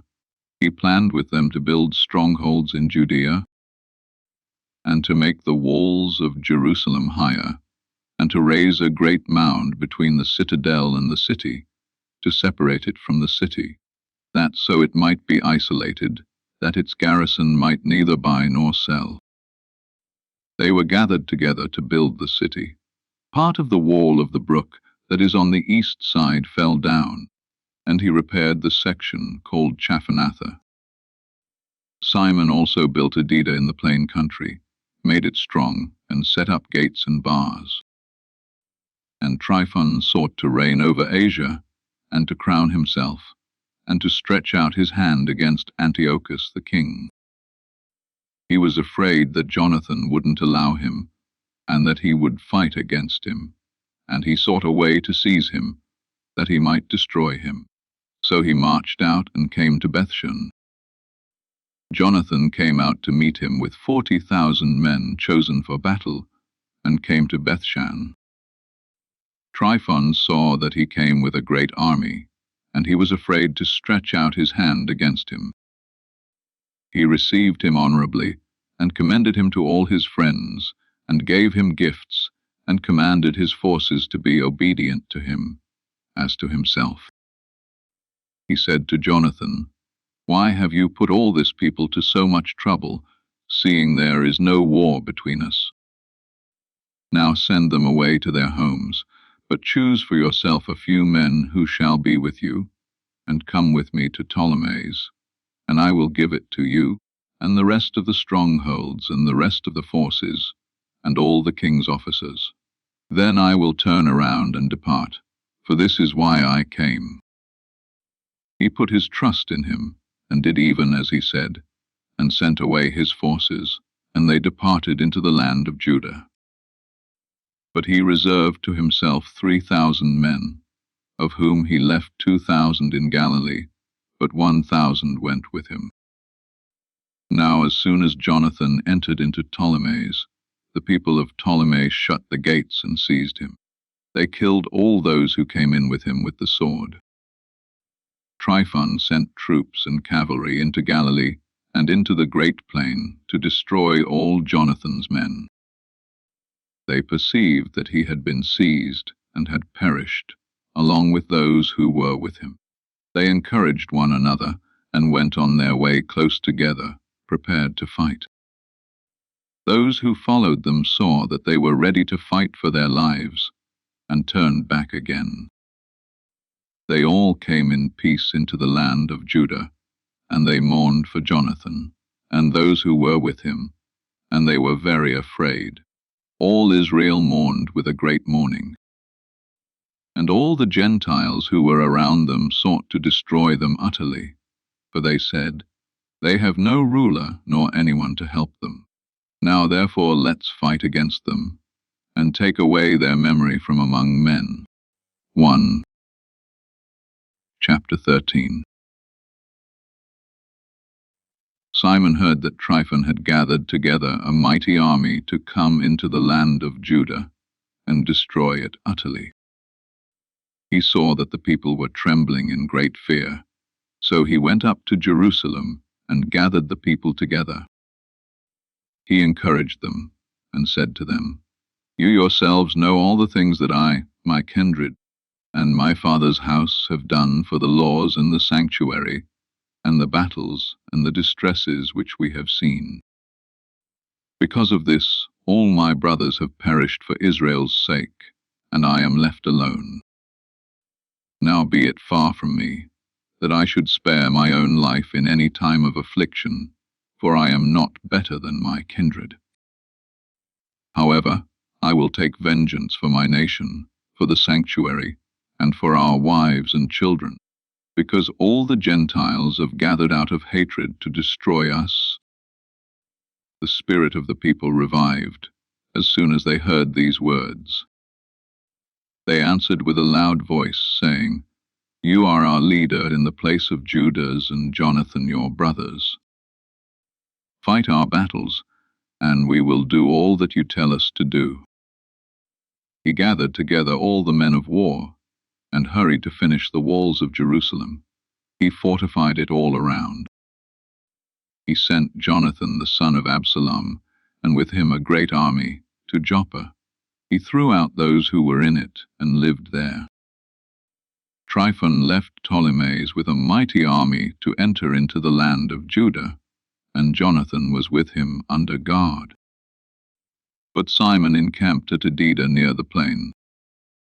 Tryphon knew that Simon had risen up in the place of his brother Jonathan, and meant to join battle with him, so he sent ambassadors to him, saying, "It is for money which Jonathan your brother owed to the king's treasury, by reason of the offices which he had, that we are detaining him.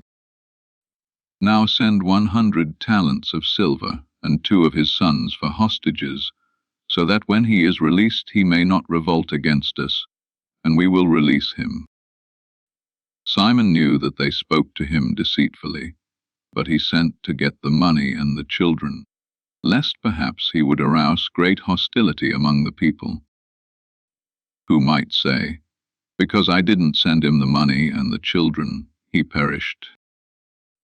So he sent the children and the 100 talents, but Tryphon lied and didn't release Jonathan. After this, Tryphon came to invade the land and destroy it, and he went around by the way that leads to Adora. Simon and his army marched near him to every place, wherever he went. Now the people of the citadel sent to Tryphon ambassadors, urging him to come to them through the wilderness, and to send them food. So Tryphon prepared all his cavalry to come, but on that night a very heavy snow fell, and he didn't come because of the snow. He marched off and went into the land of Gilead. When he came near to Bascama, he killed Jonathan, and he was buried there. Then Tryphon turned back and went away into his own land. Simon sent, and took the bones of Jonathan his brother, and buried him at Modin, the city of his fathers. All Israel made great lamentation over him, and mourned for him many days. Simon built a monument on the tomb of his father and his kindred, and raised it high so that it could be seen, with polished stone on the front and back. He also set up 7 pyramids, one near another for his father, his mother, and his 4 brothers. For these he made an elaborate setting, erecting great pillars around them, and upon the pillars he made suits of armor for a perpetual memorial, and beside the suits of armor he carved ships, so that they could be seen by all who sail on the sea. This is the tomb which he made at Modin. It remains to this day. Now Tryphon deceived the young king Antiochus and killed him, and reigned in his place. He put on himself the crown of Asia, and brought a great calamity upon the land. Simon built up the strongholds of Judea, and walled them all around with high towers, great walls, gates, and bars, and he stored food in the strongholds. Simon chose men and sent to King Demetrius with a request that he grant the country an immunity, because all that Tryphon did was to plunder. King Demetrius sent to him according to these words, and answered him, and wrote a letter to him, as follows: King Demetrius to Simon the high priest and friend of kings, and to the elders and nation of the Jews, greetings. The golden crown and the palm branch which you sent, we have received. We are ready to make a steadfast peace with you, yes, and to write to our officers to release you from tribute. Whatever things we confirmed to you, they are confirmed. The strongholds which you have built, let them be your own. As for any oversights and faults committed to this day, we forgive them, and the crown tax which you owed us. If there were any other tax collected in Jerusalem, let it be collected no longer. If any among you are qualified to be enrolled in our court, let them be enrolled, and let there be peace between us. In the 170th year, the yoke of the Gentiles was taken away from Israel. The people began to write in their instruments and contracts, in the first year of Simon, the great high priest and captain and leader of the Jews. In those days Simon encamped against Gazara, and surrounded it with troops. He made a siege engine, and brought it up to the city, and struck a tower, and captured it. Those who were in the engine leaped out into the city, and there was a great uproar in the city. The people of the city tore their clothes, and went up on the walls with their wives and children, and cried with a loud voice, asking Simon to give them his right hand. They said, Don't deal with us according to our wickednesses, but according to your mercy. So Simon was reconciled to them, and didn't fight against them, but he expelled them from the city, and cleansed the houses where the idols were, and then entered into it with singing and giving praise. He removed all uncleanness out of it, and placed in it men who would keep the law, and made it stronger than it was before, and built a dwelling place for himself in it. But the people of the citadel in Jerusalem were hindered from going out, and from going into the country, and from buying and selling. So they were very hungry, and a great number of them perished from famine. Then they cried out to Simon that he should give them his right hand, and he gave it to them, but he expelled them from there, and he cleansed the citadel from its pollutions. He entered into it on the 23rd day of the second month, in the 171st year, with praise and palm branches, with harps, with cymbals, and with stringed instruments, with hymns and with songs, because a great enemy had been destroyed out of Israel. Simon ordained that they should keep that day every year with gladness. He made the hill of the temple that was by the citadel stronger than before, and he lived there with his men. Simon saw that his son John was a man, so he made him leader of all his forces, and he lived in Gazara. 1 Maccabees. Chapter 14. In the 172nd year, King Demetrius gathered his forces together, and went into Media to get help, that he might fight against Tryphon. When Arsaces, the king of Persia and Media, heard that Demetrius had come into his borders, he sent one of his princes to take him alive. He went and struck the army of Demetrius, and seized him and brought him to Arsaces, who put him under guard. The land had rest all the days of Simon. He sought the good of his nation. His authority and his honor was pleasing to them all his days. Amid all his honors, he took Joppa for a harbor, and made it an entrance for the islands of the sea. He enlarged the borders of his nation, and took possession of the country. He gathered together a great number of captives, and took control of Gazara, Bethsura, and the citadel, and he removed its uncleannesses from it. There was no one who resisted him. They tilled their land in peace, and the land gave her increase, and the trees of the plains gave their fruit. The old men sat in the streets, they all conversed together about good things. The young men put on glorious and warlike apparel. He provided food for the cities and furnished them with means of defense, until the glory of his name was known to the end of the earth. He made peace in the land, and Israel rejoiced with great joy. Each man sat under his vine and his fig tree, and there was no one to make them afraid. No one was left in the land who fought against them. The kings were defeated in those days. He strengthened all those of his people who were humble. He searched out the law, and every lawless and wicked person he took away. He glorified the sanctuary, and added to the vessels of the temple. It was heard at Rome that Jonathan was dead, and even in Sparta, and they were exceedingly grieved. But as soon as they heard that his brother Simon was made high priest in his place, and ruled the country and the cities in it, they wrote to him on brass tablets to renew with him the friendship and the alliance which they had confirmed with his brothers, Judas and Jonathan. These were read before the congregation at Jerusalem. This is the copy of the letters which the Spartans sent, the rulers and the city of the Spartans, to Simon the high priest, to the elders, the priests, and the rest of the people of the Jews, our kindred, greetings. The ambassadors who were sent to our people reported to us about your glory and honor. We were glad for their coming, and we registered the things that were spoken by them in the public records as follows: Numenius, son of Antiochus, and Antipater, son of Jason, the Jews' ambassadors, came to us to renew the friendship they had with us.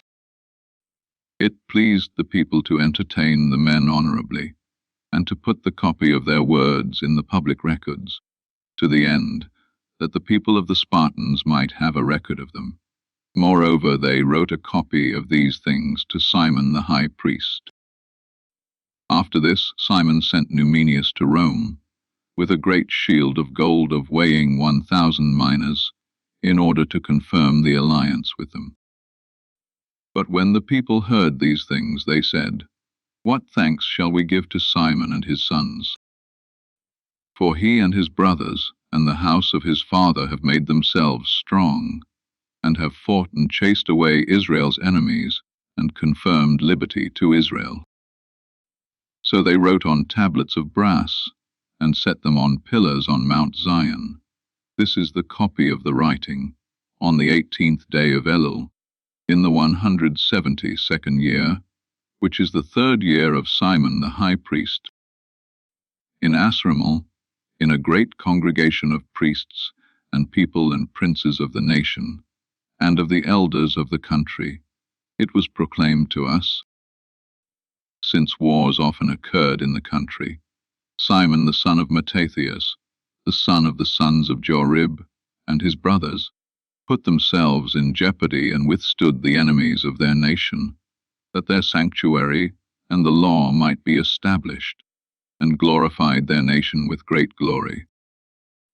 Jonathan rallied the nation, became their high priest, and was gathered to his people. Their enemies planned to invade their country, that they might destroy their country utterly, and stretch out their hands against their sanctuary. Then Simon rose up and fought for his nation. He spent much of his own money to arm the valiant men of his nation, and give them wages. He fortified the cities of Judea and Bethura, that lies on the borders of Judea, where the weapons of the enemies had been stored, and there he placed a garrison of Jews. He fortified Joppa, which is upon the sea, and Gazara, which is upon the borders of Azotus, where the enemies used to live, and placed Jews there, and set in there all things necessary for their restoration. The people saw Simon's faith, and the glory which he resolved to bring to his nation, and they made him their leader and high priest, because he had done all these things, and for the justice and the faith which he kept to his nation, and because he sought by all means to exalt his people. In his days things prospered in his hands, so that the Gentiles were taken away out of their country, and they also who were in the city of David, those who were in Jerusalem, who had made themselves a citadel, out of which they used to go, and polluted everything around the sanctuary, and did great damage to its purity. He placed Jews in it, and fortified it for the safety of the country and the city, and made high the walls of Jerusalem. King Demetrius confirmed to him the high priesthood according to these things, and made him one of his friends, and honored him with great honor. For he had heard that the Jews had been called by the Romans friends, allies, and kindred, and that they had met the ambassadors of Simon honorably, and that the Jews and the priests were well pleased that Simon should be their leader and high priest forever, until there should arise a faithful prophet, and that he should be governor over them, and should take charge of the sanctuary, to set them over their works, and over the country, and over the weapons, and over the strongholds, and that he should take charge of the sanctuary, and that he should be obeyed by all, and that all contracts in the country should be written in his name, and that he should be clothed in purple, and wear gold, and that it should not be lawful for any of the people, or of the priests, to nullify any of these things, or to oppose the words that he should speak, or to gather an assembly in the country without him, or to be clothed in purple, or wear a buckle of gold. But whoever should do otherwise, or nullify any of these things, he will be liable to punishment. All the people consented to ordain for Simon that he should do according to these words. So Simon accepted this, and consented to be high priest, and to be captain and governor of the Jews and of the priests, and to be protector of all.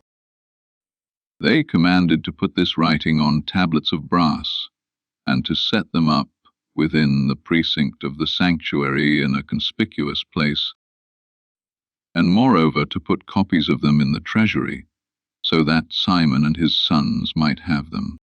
1. Chapter 15. Antiochus, son of Demetrius the king, sent a letter from the islands of the sea to Simon the priest and governor of the Jews, and to all the nation. Its contents follow: King Antiochus to Simon the chief priest and governor, and to the nation of the Jews, greetings. Whereas certain troublemakers have made themselves masters of the kingdom of our fathers, but my purpose is to claim the kingdom, that I may restore it as it was before, and moreover I have raised a multitude of foreign soldiers, and have prepared warships. Moreover I plan to land in the country, that I may punish those who have destroyed our country, and those who have made many cities in the kingdom desolate. Now therefore I confirm to you all the tax remissions which the kings who were before me remitted to you, and whatever gifts besides they remitted to you. And I permit you to coin money for your country with your own stamp, but that Jerusalem and the sanctuary should be free. All the weapons that you have prepared, and the strongholds that you have built, which you have in your possession, let them remain yours. Every debt owed to the king, and the things that will be owed to the king from henceforth, and forevermore, let them be remitted to you. Moreover, when we have established our kingdom, we will glorify you and your nation, and the temple with great glory, so that your glory will be made manifest in all the earth. In the 174th year, Antiochus went into the land of his fathers, and all the forces came together to him, so that there were few men with Tryphon. King Antiochus pursued him, and he came as he fled to Dor, which is by the sea, for he knew that troubles had come upon him all at once, and that his forces had deserted him. Antiochus encamped against Dor, and with him 120,000 men of war and 8,000 cavalry. He surrounded the city, and the ships joined in the attack from the sea. He harassed the city by land and sea, and permitted no one to go out or in. Numenius and his company came from Rome, having letters to the kings and to the countries, in which were written these things. Lucius, consul of the Romans, to King Ptolemy, greetings. The Jews' ambassadors came to us as our friends and allies, to renew the old friendship and alliance, being sent from Simon the high priest, and from the people of the Jews. Moreover, they brought a shield of gold weighing 1,000 minas. It pleased us therefore to write to the kings, and to the countries, that they should not seek their harm or fight against them, their cities, and their country, or be allies with those who fight against them.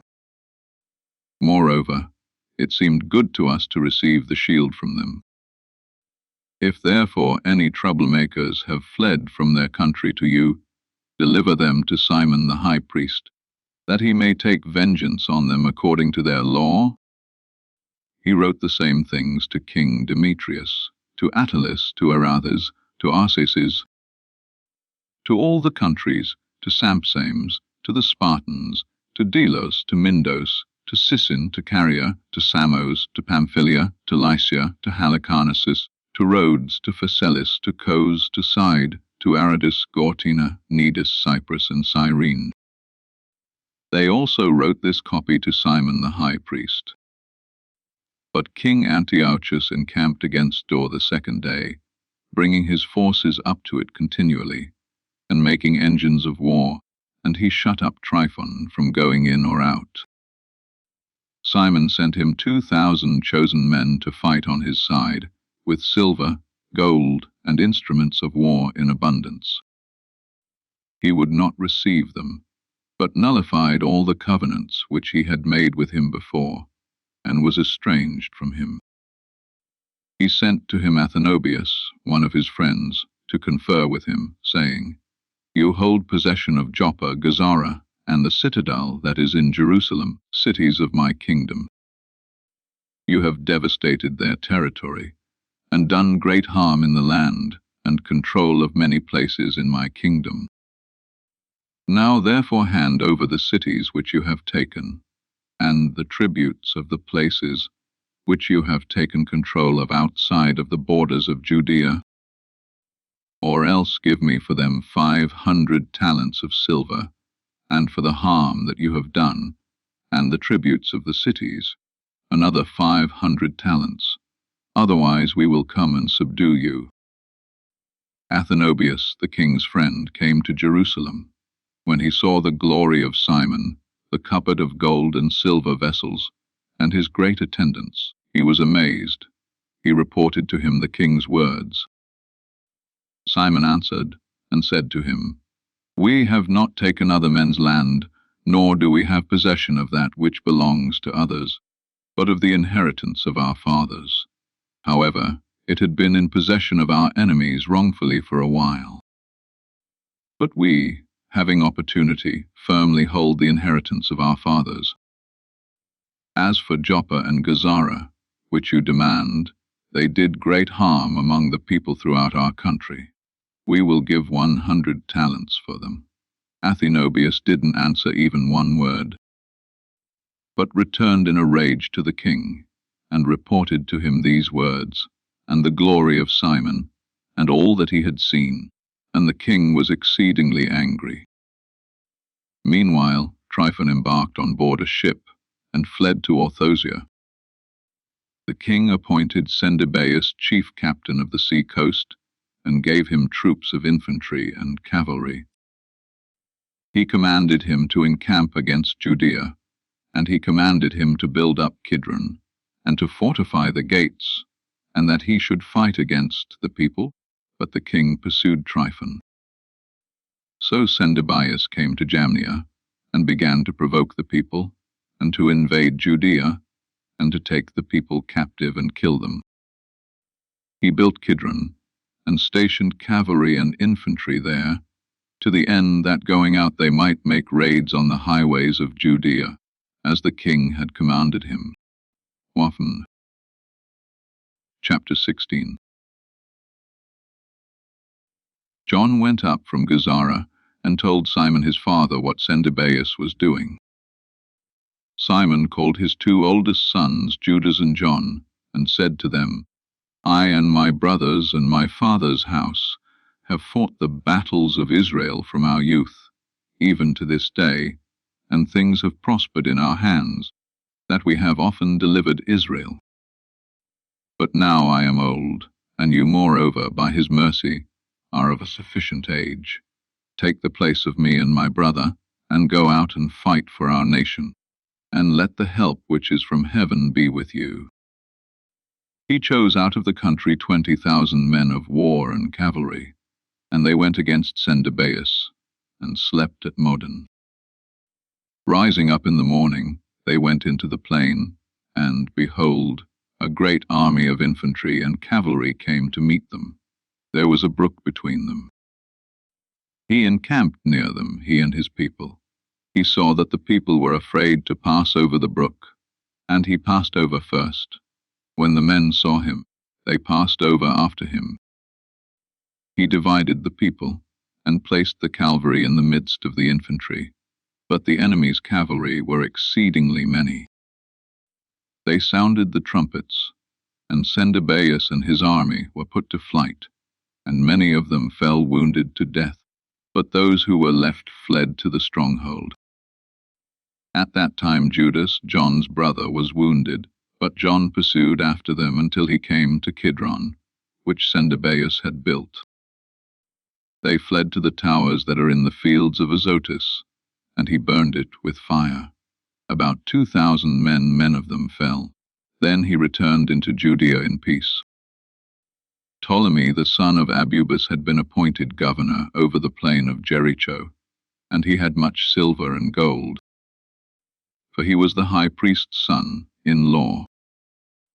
His heart was lifted up, and he planned to make himself master of the country, and he made deceitful plans against Simon and his sons, to do away with them. Now Simon was visiting the cities that were in the country, and attending to their needs.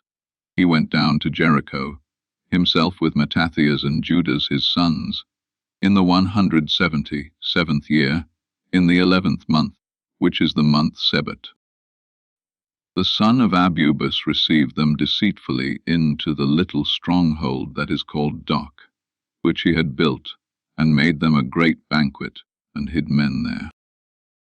When Simon and his sons had drunk freely, Ptolemy and his men rose up, took their weapons, rushed in against Simon in the banqueting place, and killed him, his 2 sons, and some of his servants. He committed a great iniquity, and repaid evil for good. Ptolemy wrote these things and sent to the king, that he should send him forces to aid him, and should deliver him their country and the cities. He sent others to Gazara to do away with John. To the captains of thousands he sent letters to come to him, that he might give them silver, gold, and gift. He sent others to take possession of Jerusalem and the temple hill.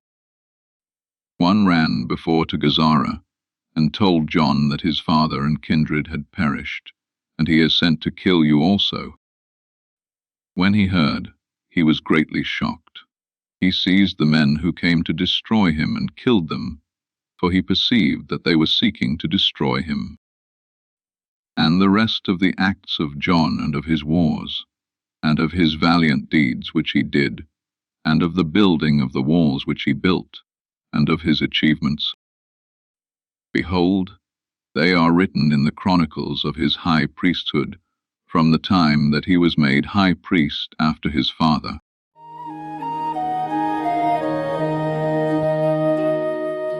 Yahweh is my shepherd, I shall lack nothing. He